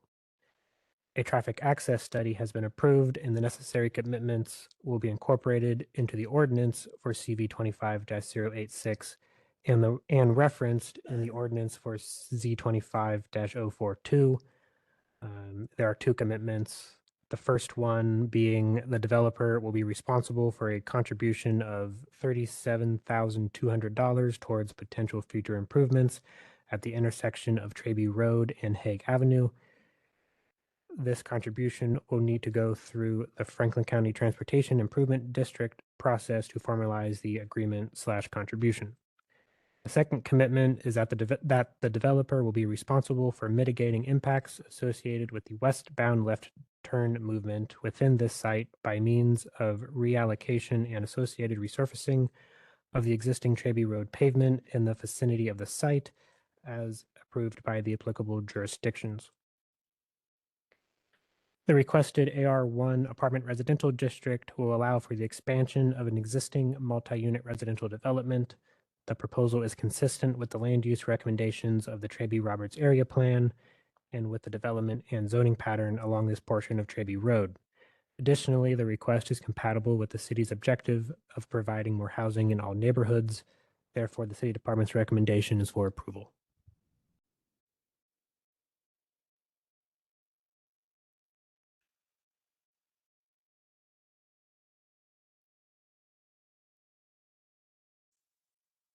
Sorry. Any questions? I guess I'm gonna run it for a minute, but, Bradley, Nothing to add to the staff report. anyone here to speak, on 16, I'm sorry, on, 3539 Trayview? I don't see anyone. Laura, do you have anything to add? No, sir. Thank you. You have approval? Nobody's got any questions? Motion to vote? Motion to vote. Second. All in favor? Aye. Thank you.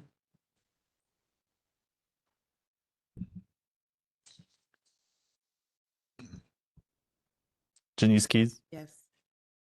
Amanda Golden, John Ingwerson, Yes. Jay McQuay, Yes. Dan Fertelman. Yes. Chair, do you want to vote on this one or? No, I abstain. Okay. There you go. You are approved? Thank you.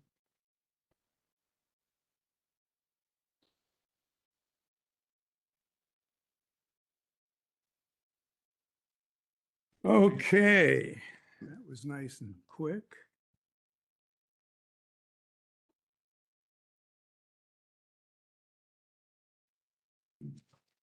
Case number 9.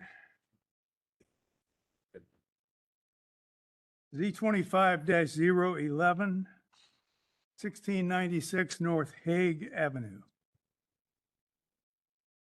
Good evening, Mr. Chairman, members of the commission. Mike They're gonna- Shannon on behalf of the applicant. Thank you. Okay, Please see your supplemental packet for 92 letters of opposition.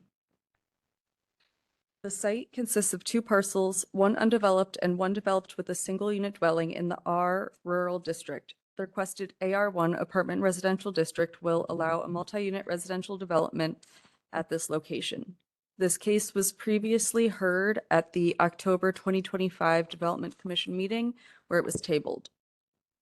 To the north and west of the site are single-unit dwellings in the R Rural District of Franklin Township.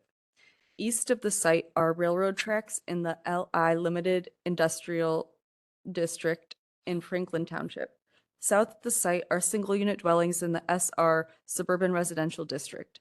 Concurrent Council Variant CB 25-024 has been filed with a site plan that demonstrates a 198-unit apartment complex and includes variances for building height, building setbacks, and perimeter yard.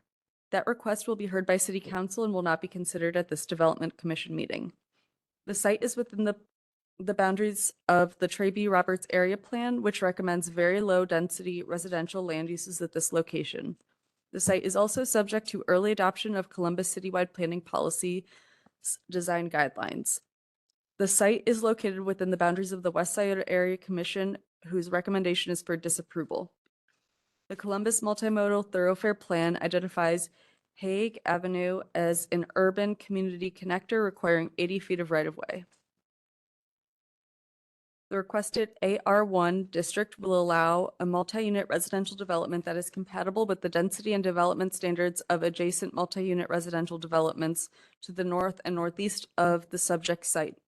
Although the proposal exceeds the density of the Traby Roberts Area Plan's recommendation of very low residential density residential, staff recognizes adjacent multi-unit residential developments of similar densities to the north and northeast of the subject site as a mitigating factor for support of the proposed use. The proposal also meets the city's objective to provide more housing in all neighborhoods throughout Columbus, and City Department's recommendation is for approval. Okay, Dan, traffic here?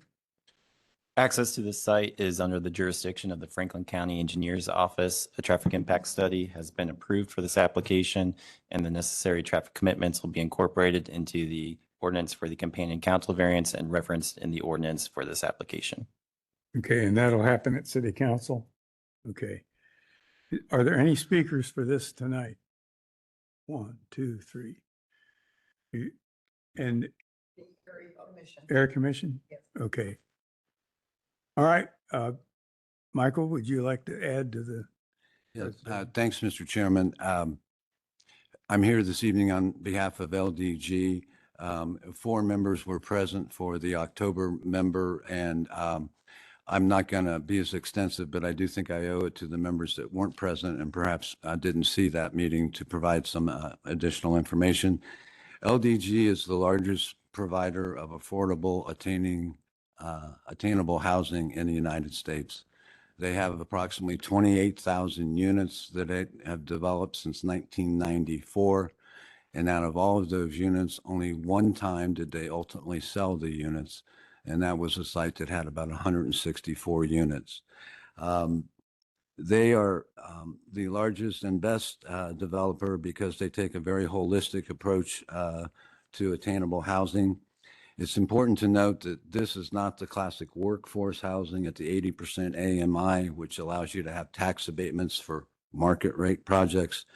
On the other hand, this is actually true affordable housing to the extent it covers the 30, 40, 50, 60, 70%, and sometimes up to 80% of the adjusted median income. This board commission knows much better than me that the housing crisis we are facing is very real. And while the market rate has been proceeding, despite a lot of problems in the economy and with the cost of materials at a very rapid rate. However, I don't think that even this board could name more than 2 developers that have come into you with a truly affordable housing for the full spectrum of the 30 through 70% AMI. Obviously, WODA comes to mind, and I've done a lot of work for them as well. LDG, in addition to providing top shelf units, these units actually 2 years ago, a year and a half ago, when I did a project, they were at $200,000 a unit actual cost, and now it's closer to $230,000 a unit. There's absolutely no difference between a 30% AMI and an 80% AMI. It's all the same housing product. They go the extra mile, and in the communities where they have established themselves, they have established a $1 million scholarship program so that the kids that live in these developments are eligible to get a college education. They've also actually built, constructed, and staffed Montessori schools in other jurisdictions. Obviously, there's a tremendous amount of opposition from our residential neighbors to the south. It's a well-established single-family subdivision, and they have the same fears that almost everybody has when they hear that affordable housing is going to be built next door. I can simply say that we did work with them for a 6-month period, 3 meetings with the zoning committee, and then a 4th meeting with the full committee. We made a number of concessions, but we did not at that time think we would be able to negotiate density with them. But the fact of the matter is, since we started, for what it's worth, we have made a lot of changes. We relocated some functions that were on the perimeter, most notably a large trash compactor. We increased the buffering very substantially, particularly on our southern perimeter. We've agreed to a tree preserve area particularly on the southern part of our boundary. We relocated the clubhouse to make the orientation and particularly pedestrian and vehicular access be more to the liking of both the City of Columbus and Franklin County Engineers Office. We also provided additional buffering around the northeast and south sides with vinyl fencing. And in the front, we have put in, or we're proposing very ornate fencing there as well. At the request of several of the members, in particular, a neighbor across the street, we actually moved our access point from where it had been designated pursuant to our traffic impact study and moved it north to reduce some conflicts there. Also, the traffic impact study and the initial assessment indicated that a southbound left-hand turn lane would not be necessary. My client insisted on the installation of the southbound left-hand turn lane. Number one, because our traffic engineers recommended it. Number two, because we had promised it to our neighbors. Subsequently, when the county got together with the city, they did make a determination that that southbound left-hand turn lane is appropriate, and we'll obviously be paying for that, as well as some off-site in the Trayview Road area. And the county has us also on the hook to pay them as it relates to some of the right-of-way acquisition and other things that they require. In addition to that, at last, actually in October's hearing, I obviously have a very uphill battle here today.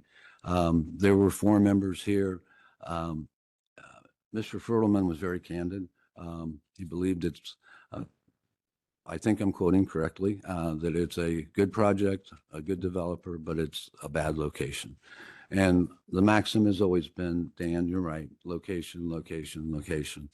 I almost didn't even survive a tabling request 2 months ago, which in my opinion would be the first time such a request was ever turned down in the 40 years that I've been doing this, since 1984. However, if I was in Mr. Fertelman's shoes and had that opinion, I'd understand why he made the motion. I reacted pretty negatively because I was shocked, but I understand what motivated it. And I do think that at least two of the other 3 members probably wanted to not allow the tabling as well. And again, I'm just reading the room. So I know it's an uphill battle. The fact of the matter is the housing crisis, you know, Central Ohio is growing 104 people a day. 198 units will take care of 2 days worth of people that come into this town new, seeking attainable, affordable housing. We have tried to demonstrate to them with a project of this magnitude that actually will be in excess of $60 million. It's not going to cause a diminution in value in their properties. They're concerned about their quality of life. We have a state-of-the-art security system, including plate readers, but you know, when we present that stuff in an open forum, they turn it around and say, well, that's proof positive that you must anticipate a bunch of problems because you've got license plate readers, you've got advanced security, you've got 24/7 response by security people based on a litany of cameras that are available. The fact of the matter is, we're not trying to regulate our tenants. We're trying to keep our tenants just as safe as you feel in your single-family home. The license plate readers have been an invaluable tool for not only the Columbus Police Department, but all law enforcement agencies. And when you get right down to it, it's a matter of trying to demonstrate that the critical need for housing is very real. And unless we get truly affordable housing out there, it's just going to keep compounding itself. And the last couple of things I want to say is I was particularly challenged on the infrastructure and saying that the infrastructure wasn't ready. There was a comment made that, oh, yeah, you're putting a sidewalk in, but it's a sidewalk that goes nowhere. That's something that you usually hear from an applicant who doesn't know any better. The fact of the matter is that we have increased requirements now that there's a project directly across the street, in excess of 200 units that's going to be filed. So based on that information, we were required to put a pedestrian crosswalk and some other enhancements to ensure that when the sidewalk's built across the street, there'll be safe pedestrian crossing. Similarly, in terms of infrastructure, These people exercise their the right to come down to council and argue against the annexation. But the city did provide a service ordinance indicating they could provide police, fire services. We actually modified our internal road network, and if you see the little loop that's in the front, that ensures that the the fire department has adequate turn radius to get in and get out of the site. So, and with respect to not being on a bus line, I do think that was a good point. But the fact of the matter is we're about a quarter of a mile from West Broad Street, 5-minute walk, according to one of the members of the area commission. And it's important to note that I did contact CODA, and they are going to follow up with me, but this portion of West Broad Street is for the rapid transit buses. There's going to be a dedicated lane on West Broad Street, right at this location, that'll be 60 feet for the CODA buses. And my client has even agreed that he would provide a van and transportation for his employee or for his residents that don't want to walk that distance and initially want to be taken. My client didn't know that until I just said it tonight, that he's committed to that, but he did tell me whatever it would take to try to address some of your concerns, he wanted to try to do. So with that, Mr. Chair, I'm just being very candid and realistic. I would say that when we were tabled in October, I'm such an old codger that I thought you always had to make it a condition to pay a tabling fee. No condition was made. I learned after the fact when I was not put on the November agenda that I was not put on the agenda because a tabling fee I wasn't aware of was not paid. I'm not blaming anybody. I blame myself for not knowing the protocol had changed, but that resulted in a 60-day delay as opposed to the 30. And finally, Mr. Fertelman, I've been teaching, and I don't preach to you guys. I am not here to say that I know more than you, but I've been teaching a class at Capital University pro bono for 38 years. And for 37 and a half years, I said location, location, and location. This year, I told them it's only 2 criteria, location and financing. The people that do this for a living, the LDGs, can access incredibly low interest money that makes this pencil out so they can provide affordable, attainable housing. The location is not an A location. I'll give you that, Mr. Fertelman.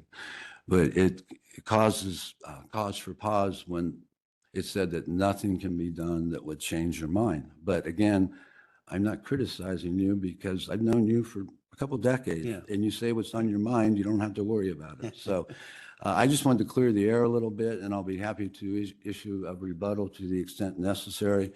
But I hold this commission in high regard, and I understand why the 4 members that particular night had cause for pause. Just like last time, we have Structure Point here. Obviously, we have the CEO from LDG here. We have Berardi here, but nobody had any questions last time. But they are here to address any questions. And again, I do want to compliment the Area Commission for their civility for the most part at the last hearing. We weren't used to that in the 4 hearings we had previously. And in particular, I want to compliment a gentleman who I believe is the Vice Chair of Zoning. I'm drawing a blank on his name. In a couple of the meetings with the Area Commission, when I was getting beat up for things that I didn't do, traffic problems in the area because they do have 1,000 units going in out there. That gentleman did step in and explain to the masses that the traffic situation. He had updated information on every road project, and he really stood out as somebody who was against the project but tried to enable a free and open discourse, which unfortunately wasn't real easy under those conditions. So I thank you for your time, and I'll address on rebuttal to the extent necessary unless there's some questions you have now. Any questions for Michael? All right, 2.5 miles from that location to Broad Street, not 0.5 miles.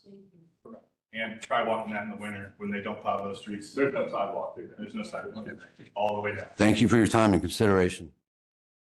To counter that, I'm very aware of great improvements along Hague Avenue recently undertaken past the St. Margaret's Church and all the way up to Tribute Road. And it looks really good. So there's a community pride there. Now let's hear from our speakers and then let's get our hands around this thing. Give us your name for the record. You got 3 minutes. People that follow you should not be redundant.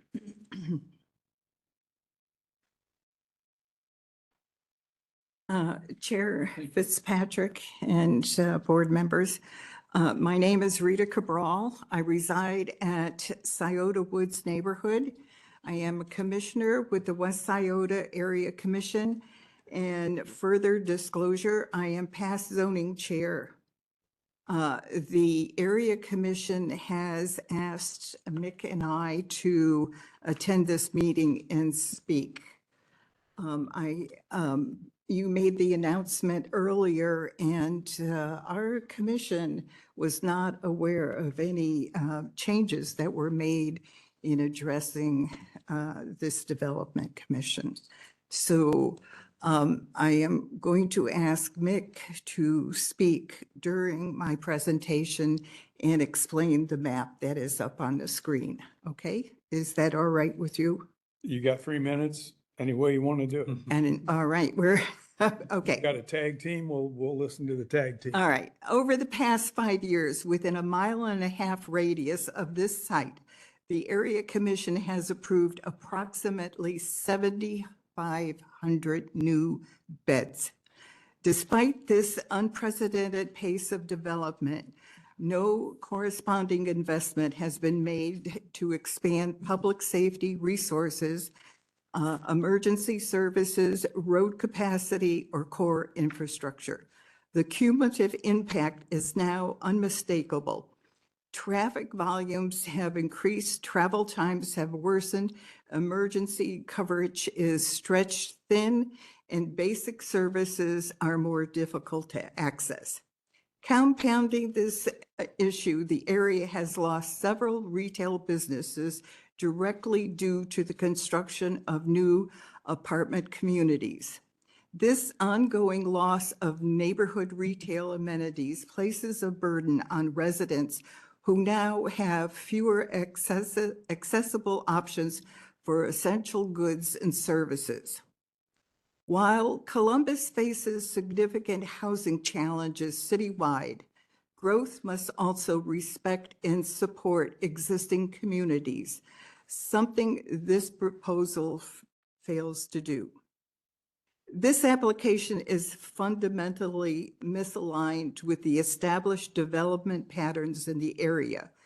The developer seeks to nearly double the prevailing density along Hague Avenue, even though the underlying infrastructure designed for rural contexts can no longer support such intensified growth. Existing multifamily communities in the vicinity already accommodate comparable tenant profiles, and introducing additional units of the same type would further concentrate pressure on the infrastructure system that is already constrained. Mick will now talk about the map. Okay. What we're trying to do is create a little understanding of the two different areas that we view. We view Trayview and McKinley as high traffic urban transportation. We view Hague Avenue as a very rural road. The zoning there is 1 home per 5 acres. You've all been around it. There's no shoulders on the roads. So we've looked at improving projects. We've approved over 6,000 projects up in this area of the quarry. 4-story, 3-story, 24 density and higher. Hague is where we're looking at. It should be more, the current one is 16,850, 13, and you can go up here and get about 4. So there's your residential area. Up here is your commercial. Here's the project. One high density. All loadings. The only adjacent one is over in McKinley. You know, in Trader. That is the term adjacent. So primarily it's not. And that's where we're coming in. Okay. If you look at the adjoining pictures, a little clearer. You can see on the picture cell, very rural, 65 home development right here. People live there for up to 40 years. A lot of young children. We have schools. In residential area. And there's one other map. Broken down a little simpler. Again, just zeroing in on this particular zone. 15 in lower density, 15 in lower density, residential. And it's right in the middle of it all, 25 units. It's out of character with this area. Well, more tragic is I have no place to get my Concord grapes now. We asked, by the way, from Preferred Living, if we could get some of the grapes vineyards. Yeah. And when the backhoes and front end loaders came in, don't get worried about trees. Grapevine's all gone. I have a wine cellar. I was disappointed. All right, before I continue, I want you to know I have a few of those grapevines in my garden. Do you have a fence? Or a dog? It's tomato. Okay. Tomato guy who sold all the tomatoes for all this. All right, this proposal fails to demonstrate principles of smart or integrated growth. Rather, it remains fragmented, offers no sidewalk connectivity to adjacent destinations, and lacks meaningful pedestrian infrastructure. It further disregards consistent community input and illustrates a persistent refusal to engage with the area commission throughout the review process to modify density or resolve significant issues. We want to highlight the serious strain this unchecked development is putting on our first responders. Every new project adds more traffic to overburdened roads, slowing police, fire, and EMS response times, while thousands of new residents are being added who will depend on those services. We added over 7,500 beds, yet there has been no investment, none from the city, the county, or any other entity to expand the emergency services, improve our infrastructure, or support the people who keep this community safe. This is not a future concern. It's a public safety crisis happening right now, and it demands responsible planning before more harm can be done. Growth must be balanced, responsible, and anchored in a comprehensive planning approach. This application does not meet that standard.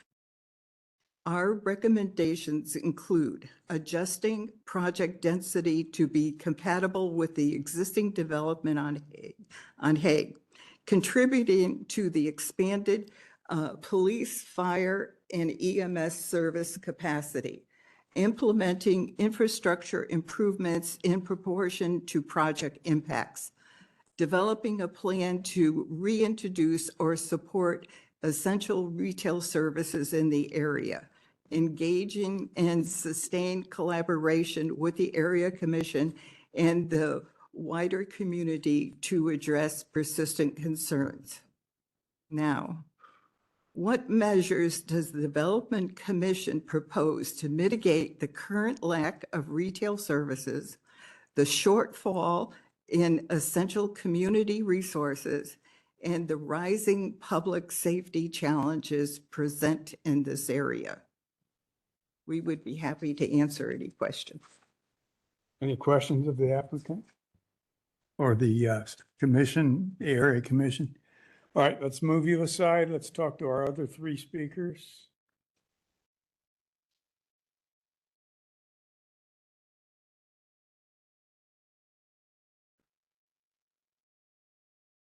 She does, yes. Sorry, I tried to email these earlier, but Sorry.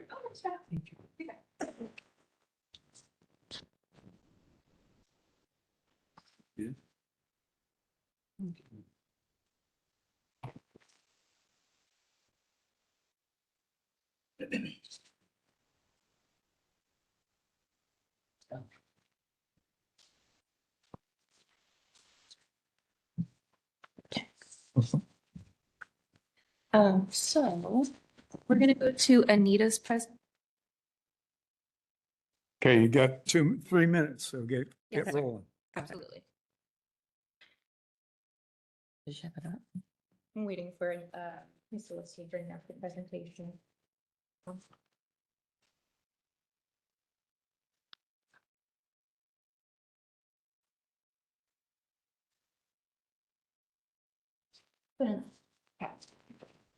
Go ahead. Okay. Good evening. My name is Anita Mitchell, and I'm a property owner and neighbor on Hague Avenue. At the first West Scioto Area Commission meeting, LGG's opening statements were about the safety of their development. They wanted to be good neighbors, and since crime was inevitable, they would be using a spot shutter system like what the Columbus police use. What amazes me and many of my neighbors is LGG's concern about safety and being a good neighbor that starts off with a spot shutter system. Who will respond to the spot shutter? CPD, Franklin County Sheriffs, or Franklin Township Police? This area is very segmented and services are stretched thin. Franklin Township recently closed a firehouse, yet LGG is looking to add more people to an area that already can't adequately be serviced. Neither the city nor the county has responded with a corresponding expansion of essential services, namely fire, EMS, and police. Where's the basic infrastructure that should... I apologize. Really advance to the next slide. Can I give you a thumbs up again like we did last time for advancing to the next slide, or is it an automatic? I apologize. It's okay. Where? Where's the basic infrastructure that should be in place before any of the developments start construction? What's being done for the safety of all the people coming into the area, aside from providing amenities? Where are the bus stops and bus stop shelters, the sidewalks, the street lighting, and grocery stores? None of this infrastructure exists.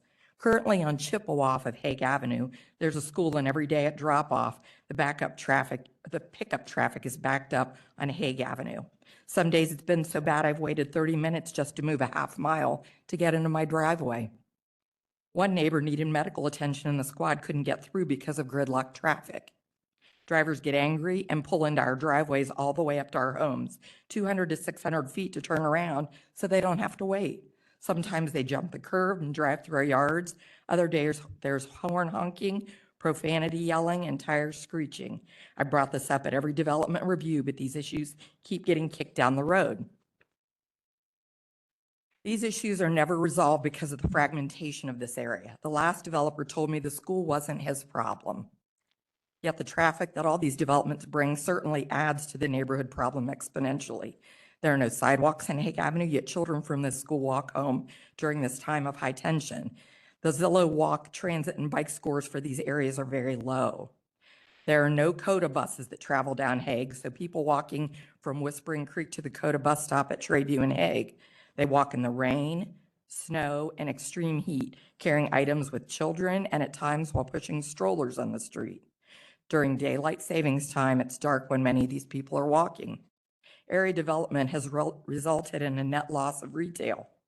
Continuing to approve massive developments, especially those that far exceed the scale and character of existing neighborhoods, without addressing these critical public safety issues is not just irresponsible, it is a deliberate creation of a known hazard. As an engaged citizenry, we have attended every area commission meeting to standing room only and have made our voices heard. We participated in Zone In Phase 2 community forums and stated our need for neighborhood retail and walkability, and we've not yet seen a summary of the many comments and suggestions of the surrounding community. Was this just an exercise to stifle the homeowners with no real intent to do anything? Haste makes waste. Please hear our community and be thoughtful to everyone impacted by this decision, not just to those who will have a monetary gain. Vote no. Is it possible to play that? This is a video. That last slide should be a video. This one that we're talking about. How about that? didn't come through as a video. I have it on my laptop and I can turn it around for the commission members if that's okay. And I think that's hard to look at. Well,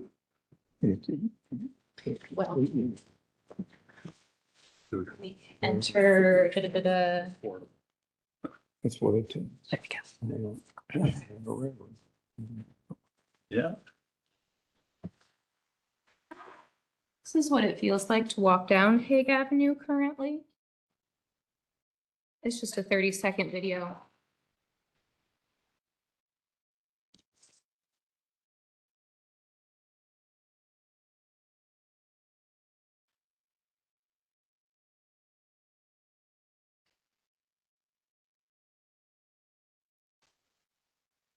And that's all. Okay, we got it. I appreciate you. I will go next.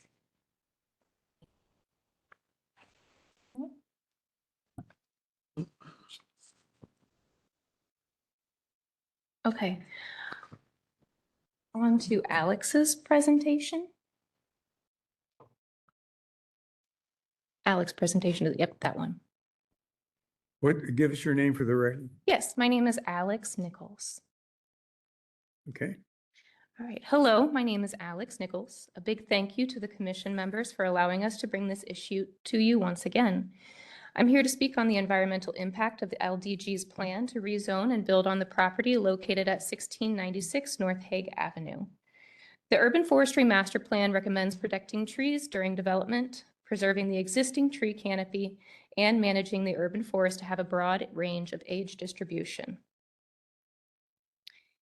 The Columbus Tree Technical Manual defines the critical root zone as a circle with 1.5 feet radius for every inch of trunk diameter at chest height. This is where essential roots are located for future health and survival of a tree. LDG's zoning request and project plan would threaten the critical root zones of at least 30 private property trees, many of them 50 years or older. These private trees may not survive if we fail to protect their root zones from the conventional construction practices like we've seen in the area. Again, and again, and once more. Protecting these 50 to 90 foot tall trees benefits everyone. For their carbon sequestration, pollution control, stormwater management, climate change mitigation, wildlife forage and habitat, and the mental health benefits for residents. The existing tree canopy in our area, measured in 2021, was between 20 and 25%. These numbers were recorded before acres of trees were cut down to make way for apartments like Upland Development, which is 10 acres deforested. The Metro development on Hague is 4 acres of deforestation, along with Trabue, Lynx, and the Preferred Living apartment developments as well. Allowing the LDG project and others like it to move forward as proposed would set our area further behind in accomplishing the city's goal of 40% canopy coverage by 2050. As Zone In moves forward and this neighborhood seems like it will be encircled by industrial and warehouse zoning, trees will become increasingly important for pollution control, air quality, and respiratory health of residents. And then this is just rolling the credits about once every second as I finish. C2P2 states that densities higher than recommended land use need intelligent site design and significant natural resource preservation. The Trabue Roberts Area Future Land Use Plan states that should these rural properties be annexed, redevelopment should preserve open space, natural resources, and other ecologically sensitive areas. At this juncture, you have a rare opportunity to use your power to preserve these valuable trees and all they provide for the residents, the city of Columbus, and the delicate food chain of our urban wildlife. Thank you. Thank you. Thank you. Okay, yes, sir. Thank you. And if we'll move on to, I know, sorry, more pictures. We are into our natural. Tony's presentation, please. Tony, what's your last name? Wright, W-R-I-G-H-T. And good evening. My name is Tony Wright, and I'm a resident of Woodloop Lane. I'm a father of 2 children under 5, a software quality assurance analyst by trade, a lifelong Eagle Scout, and a concerned neighbor. I would like to thank you for the opportunity to share some reasons why our community opposes this development. I would like to echo a statement that was made by one of your members at a previous meeting. This is a good project, but it's an ill fit for the location. I myself firmly stand by this statement. It's just too dense. There are several developments in progress on Hague Avenue that are zoned at lower densities that our commission already brought up. LDG wants to go from a rural residential zoning at 1 unit per 5 acres to AR1, which goes up to a whopping 36 dwelling units per acre. That's just way too dense for this neighborhood, and it's incompatible. There are other areas that would fit this project much better that would serve the need that they are attempting to fill. LDG's legal representative himself said in one of the first meetings that if this were happening in my backyard, I'd be here too, which sounds to me that LDG knows that this is an ill fit. Our local school systems are not ready for more kids, nor are our local services like fire, police, and EMS. Valley View Elementary is rated at a 5 out of 10. Westmore Middle School is rated at 3 out of 10, and West High School is rated at 2 out of 10. With the high school students regularly hear gunshots in their area, and students at Westmore complain about fights breaking out. A 25-year tax abatement, which LDG is unashamedly attempting to take advantage of by annexing and rezoning this area, results in our local services not receiving any of that revenue for the development and increases pressure on the homeowners in the area as LDG is not paying their fair share. As Rita has said, over 7,500 new dwelling units have been added to our area. In 2010, we're about 10,000 dwelling units. We've grown 75%, yet there's been no retail introduced to the area, despite one of the developers on Trayview promising 300,000 square feet of retail being added in and finishing with a whopping 0.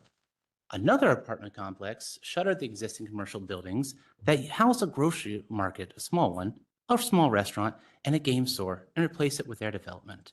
We have received all the downside, yet have not received any upside to all the development happening in our area. Anita's already highlighted the traffic and lack of sidewalks. We need places that will bring the community together, not yet another soulless apartment complex. There are potentially other developers out there who could bring these places in, but because of this property being in contract, we don't have any ability to go out and see what our options are. There has to be a better way forward than slapping the highest density apartment in a tiny plot of land. LEG has not attempted to be a good neighbor throughout all of this, despite their comments to the contrary. We have repeatedly asked over multiple meetings for LEG to revise their plan and reduce the number of units, and we have been met with refusal at every point. They've made insignificant changes of little substance. When we brought up our concerns, their legal representative has been passive-aggressively dismissive, telling citizens, "You're not a lawyer," and insinuating that one of your own members does not know what they're doing, and has put words into our area commission's mouths and grossly misrepresented our neighborhood. That is not an action of a company that wishes to be neighborly. To conclude, we do recognize Columbus has a need to grow in housing, but we can't do this by creating new problems for existing residents, which is what this project will do. It disregards safety of residents, both potentially new and existing, contributes to instability, just look at the traffic and lack of retail, and bypasses community planning processes. We strongly urge this commission to reject this proposal, as the previous commissions have done, to then allow the area to pursue solutions that are aligned with the residents of both this area and Columbus at large. Thank you for your time. Great, thank you. Okay, Marklin? Share back the woman from the area commission. Mhm. For her, yeah. Could we have you come back? Ms. Cabral, just a question for you. Yes.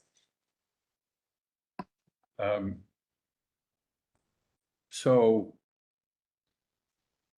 your commission approved our last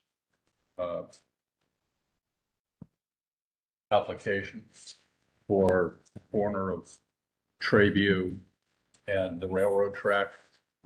Which is about, The San Reno project? yeah, Yes, we did. yeah. And it's, how many, what would you say? It's 300 feet away from this property? And yeah, it's not that far. It's like, Well, it looks to me like it's 3 lots. Wide. Yes, Three single family lots wide. approximately, yes. And that site is like 6.73 acres and this site is 8.34.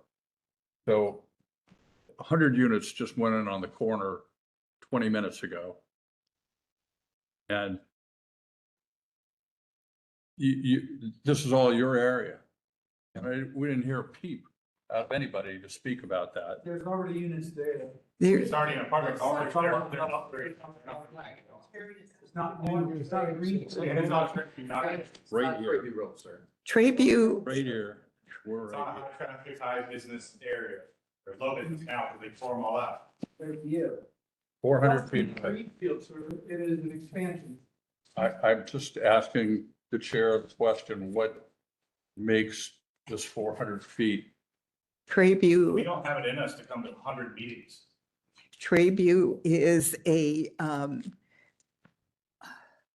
don't want to call it a corridor because it is not built as a corridor, but it is a main road in comparison to Hague, which was designed to be a rural road and needs a great deal of improvement and will not attain that level for several decades because of the streams coming in along the sides and the fact that there is so much of the township involved in that road. So there is a big difference to what Trayview can handle and what Hague can handle. And we're asking that the density be lowered to conform with what is on Hague. Could I add for reading? That particular client, they met with the neighbors. Yeah. But it already exists. No, that's urgent. May I add something? Sure. In terms of the road types, we're dealing with two different road types. I would also say that Trayview, in terms of its sidewalk capacity, is, I mean, it's not great. I mean, the city needs to major investments on these roads, but it has a more consistent sidewalk pattern. I completely agree. I find this to be, if I close my eyes, this is McNaughton Road. Mhm. I mean, we have the exact same issues. McNaughton Road, I don't know if you guys get over the east side much, but McNaughton, in that stretch between Broad and Main. No sidewalks. Ditches, there's no sidewalks. The same thing goes on, and it's rural. But that's how development happens. The rural stuff gets eaten up by housing. We're requesting a lower density. Okay. So preserve the view on the Olentangy development, but screw the poor people because they're on that. Yeah, we see how it goes. We would. Well, that attitude will get you exactly. really That's far where we here. are. Yeah, You're doing a lot of damage for all your teammates in the red jerseys. You better pipe down. Speaking for everybody. Well, All right. you're not speaking very well. Could I add to what Rita said? The development just approved on Trayview, there were 3 adjoining residents behind. They relocated lot, provided major buffers, left trees in place. This Yes. developer has refused to do anything with the All neighborhood. right, let's get in, let's go down that discussion because I think that's the critical path. And by the way, I'm semi-retired. I inspect construction projects. And I've been from Trayview and Hague all the way down to Wilson Road and the freeway. And I know that road is no longer a country lane. It has really been done well. And the paint's It's still still- dry on the yellow. It's fragmented. Well, it's not fragmented between Trayview and the flood zone. That's newly paved and it's adequate. And anybody that wants to put a new development in there is talking about, Daniel, deceleration lanes, turn lanes in the center, all kinds of traffic issues that need to be dealt with if they're going to do anything. And that may actually help traffic. And I think that's why now the place I used to go by, Concord Grapes, is a hot real estate location, location, location. So let's see how, is there a way to do this and get it done right? You don't own this piece of property, somebody else owns it. And they got property rights as well.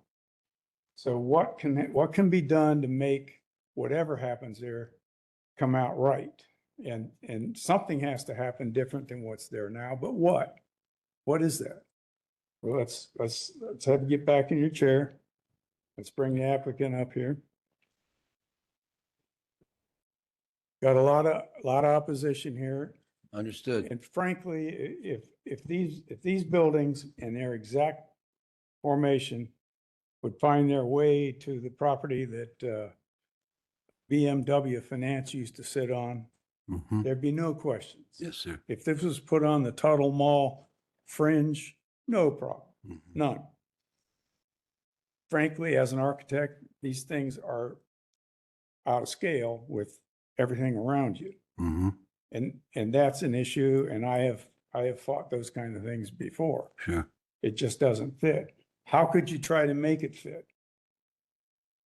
And as I say ideas, I'm taking your pencil and I'm erasing the math because there's not much boundary between these 3-story institutional style units when you're in the midst of the old Italian neighborhood. Gotcha. Understood. And that neighborhood has my respect. And people don't put stores out in the middle of the woods expecting somebody to find their way to the store. Stores follow people. And these are good people. And I think there's a clash here. In my heart, this looks like a clash. And I voted yes on some of these projects where the buildings were smaller. There was a definition of, as we've talked 1,000 times, end walls that don't have balconies looking down on your patio, and separation, both in the winter and in the summer. And there's a lot of things you can do to make things fit and even have a little difference in scale.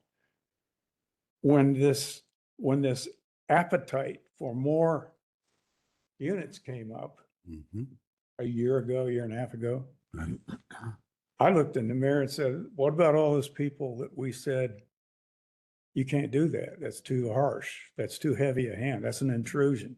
What about them? Because we already told them something. And I don't have it into me to be inconsistent with that kind of thinking. This is not the new zoning code where you can put a 200-foot tall building up and have no parking because you're on a corridor near downtown or on High Street. This is a different thing. And I got it. Man to man, heart to heart. Right. This is a bit heavy-handed to just plunk down there without taking some major bear on the fringe. And maybe that ruins your cost. But Understood, Mr. Chairman. if I lived in one of those houses, I would be uncomfortable with that. It's a clash. And I don't get tied up in who has to wait at the parking light and I understood. when a street might get fixed. It's Mr. Chairman, if I may, obviously, I think you've been chair ever since I had hair, which is more than 30 years ago. And I obviously respect you, and I know your commission members gravitate to your opinion. Having said that, this discourse would have been extremely helpful in October. I think that's the first meeting you missed in years, in my opinion. I broke my collarbone. Well, that's no excuse. However, I was in Chicago. and I'm not bad-mouthing anybody else, but we did not get one comment from one member or one question, with the exception of Mr. Fertelman. And then Mr. Mbukwe and Dr. Conroy said they had same or similar concerns. Mr. Ingerson said he had concerns, but he was also concerned about the fact we had been in the queue for 9 months and obviously spent a considerable amount of money And to not afford us a tabling would have been a gross injustice, because whether the members knew it or not, that's a no vote. And if you don't accept the tabling, you immediately have to call the question and vote no. And in 2020 hindsight, I should have taken that. I should have taken that. Fast forward 60 days later, I don't have the flexibility or the authority to negotiate on density. And quite frankly, not to nitpick, and they are right, it's 2.5 miles, I apologize, from Broad Street. Their documents, their petitions, the things that were passed out, and staff was kind enough to let me look at their copy, and comments that we're doing double the density. That's predicated on the other projects being at 17.4, the ARLD, and their written material as well as publicly, they've said here tonight, they say it's 35 units to the acre. It's not. It's 23 units to the acre. And you don't have rural roads with 80 feet of right-of-way. This is a major connector. Maybe the word major is inappropriate, Dan, but this is a connector road, is my understanding. And you can correct me if I'm wrong. And the reason the property was owned R rural is because that is the holding category that is put in once you file an annexation petition and it's approved. And it's interesting to note that ARLD, and they said they approved all these projects. I'm pretty sure City Council approved all of them, and maybe they endorsed some of them. None of those projects were affordable housing, the type that we were providing, not one. So I think they were counting bedrooms as opposed to units. It doesn't really matter. That's a hell of a lot of units in their neighborhood. There's no question about that. There are none in 30, 40, 50, 60, 70% AMI anywhere around this. So based on that, you know, I hate to lose, and my sharp legal mind tells me I'm going to lose, but I have a duty to my client. And Mr. Chairman, let me just end it this way, so that maybe I can try to establish some civility. You know, I never give up. I always try to outwork everybody, but sometimes you come to a point where you have to agree to disagree. But I go to all lengths to get what I think is appropriate for my client. So much so that my father would tell the story, and it's a true story. When I was 6 years old, I wrote a letter to Santa Claus and said I'd been good all year and I wanted a new bicycle for Christmas. My mom came by the kitchen table, saw that, tore it up, and said, "Young man, you can't lie to Santa Claus. You haven't been good all year." I wrote another letter and said, "Dear Santa, I've been good all week. I want a new red bicycle." She goes, "I've had it with you. You have not been good all week. You get to your room and wait till your father gets home." My father wore a 56 coat, carried a gun and a badge. So as I walked to my room, I looked in my parents' room and I saw a statue of the Blessed Virgin Mary. And I got that statue and I carefully put it in a shoebox and I hid it under Mom and Dad's bed. And I went back to that kitchen table and I wrote the following letter. "Dear Jesus Christ, my name's Mikey. If you ever want to see your mommy again, I want a new bicycle for Christmas." So with that spirit, trying to get some laughter when there is no reason to laugh, I respectfully cannot alter the density. And obviously with Area Commission disapproval and potentially Development Commission disapproval, it's going to be a long shot that I can ultimately get disapproved. But your advisory, I'm not going to sit here and tell you what your duties are. I'm not going to say, "I love America, and this is the right thing to do," and apple pie. This is tough. These people are sincere. They're emotional for a reason. They are afraid. And I get it. I get it.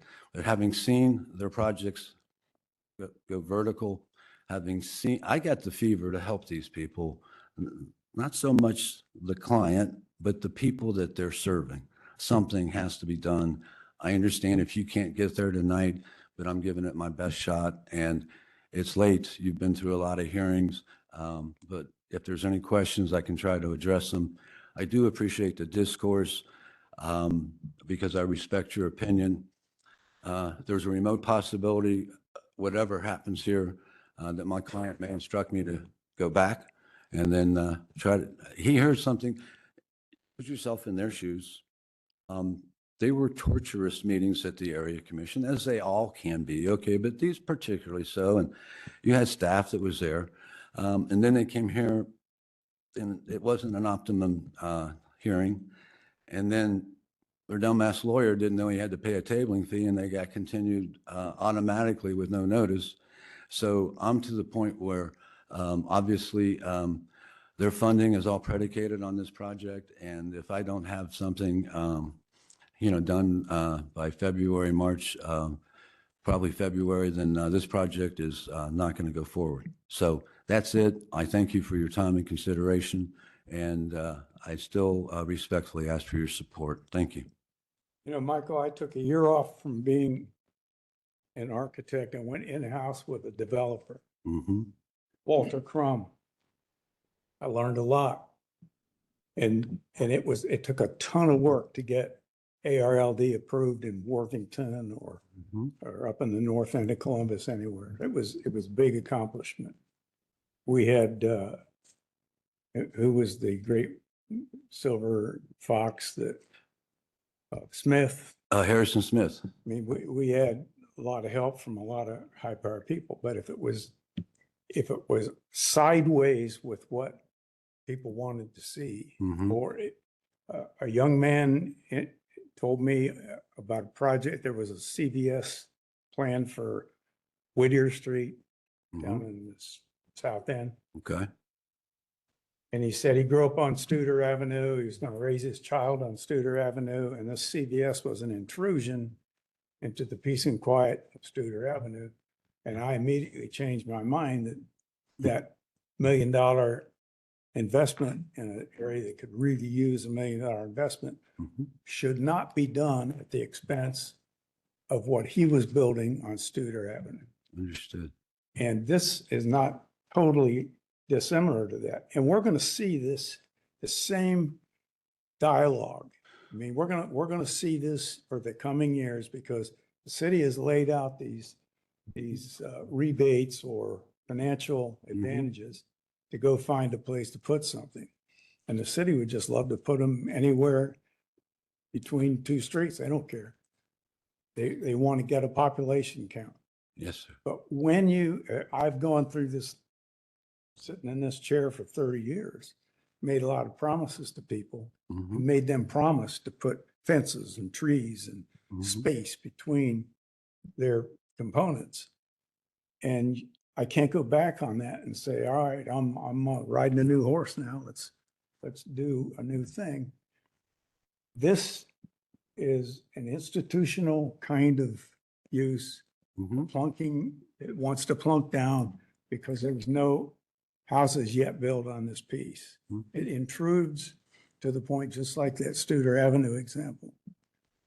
This would be great. And like you heard the last time you were here, it's a great design, but it just doesn't fit in this piece of. Mr. Chairman, I just have one more comment and I will shut up. I want to hear more about your mom. Just please keep in mind that we throw around ARLD all the time, and it's 17.4 units to the acre. That zoning category was created in 1959. In 1959, they created ARLD at 17.4 units to the acre. ARLD stands for Apartment Residential Low Density. That was low density in 1959. It's lower density in 2025. But I respect your opinion. Thank you. That's all I have. Right. I think, do you want us to take a vote? So, Yes, sir. I mean, I think you'll be received at city council because they're on a mission here. And this is, frankly, it's maybe a little bit of a test case. I mean, per my conversation last time, I mean, I appreciate what your clients in terms of their program, and they're actually doing that project there on Main Street, just down the street for one of the libraries our firm designed. Barrett. So it's a good product, and hopefully you'll find a better site. Thank you, sir. Okay, we need a motion to take a vote. Motion to vote. Janice, Second. second. Okay, we got that. All those in favor of casting a vote, say aye. Aye. Okay, please call the roll. Amanda Golden, I'm gonna vote no. John Ingerson,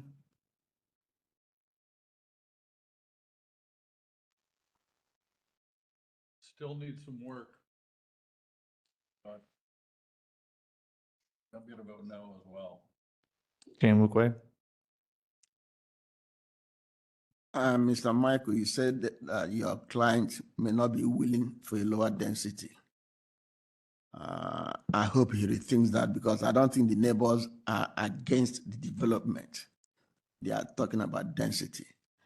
And right now, what you have overwhelms the neighborhood. So for that reason, I think I'm gonna vote no. Dan Fertelman, No, and part of it is a bit of like the site planning in terms of like the north units and the investment along that corridor needs to happen before this type of product is placed in that neighborhood. All right, sir. Janice Keys, No. Chair Fitzpatrick.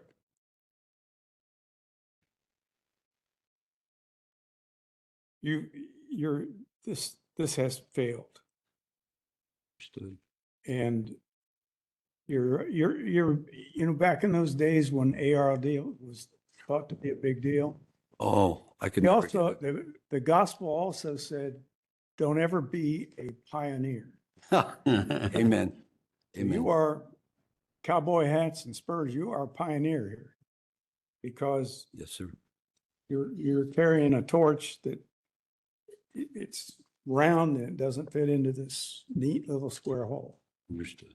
So I feel no, I think no, but I'm going to put yes for one reason. We're going to fill out a little information form here Mhm. and see if we can pass the word that these kind of things that are a little bit too much, Mhm. that intrude a certain amount one way or another Yes, sir. from the place where you could get your Concord grapes. Something has to be more general and more floating so that there's a way to work it. Yes, sir. Meanwhile, somebody's got to come up with some inventions and make some cheaper construction. Because you've got to build big buildings so that the pencil works on the math. Amen. So I'm going to vote yes, to just be obstinate. So you failed, but you're going to go on and take your case to City Hall. Well, thank you for your time and consideration. Tim, and completely non-related to this, how are we supposed to understand the impacts of a couple of years worth of our voting when the projects aren't out of ground yet, when we continue to see projects like this? I had a similar experience down near 270 in a warm month, I don't know what month, where there have been like 5,000 units that have been approved in the last 6 months. So how should we think about that? Right. Yeah. I mean, it's a good question because just because zoning is approved doesn't mean it ever gets built.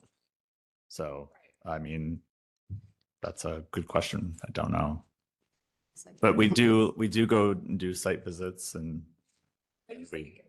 Carrying the traffic studies, I'm like, okay, so 7,000 new people on a 2-lane road, but Yeah. they're never gonna come, is it? I don't know. I think the traffic counts, they incorporate projects, right, that haven't been built. So those numbers have still been included, even though units aren't built yet.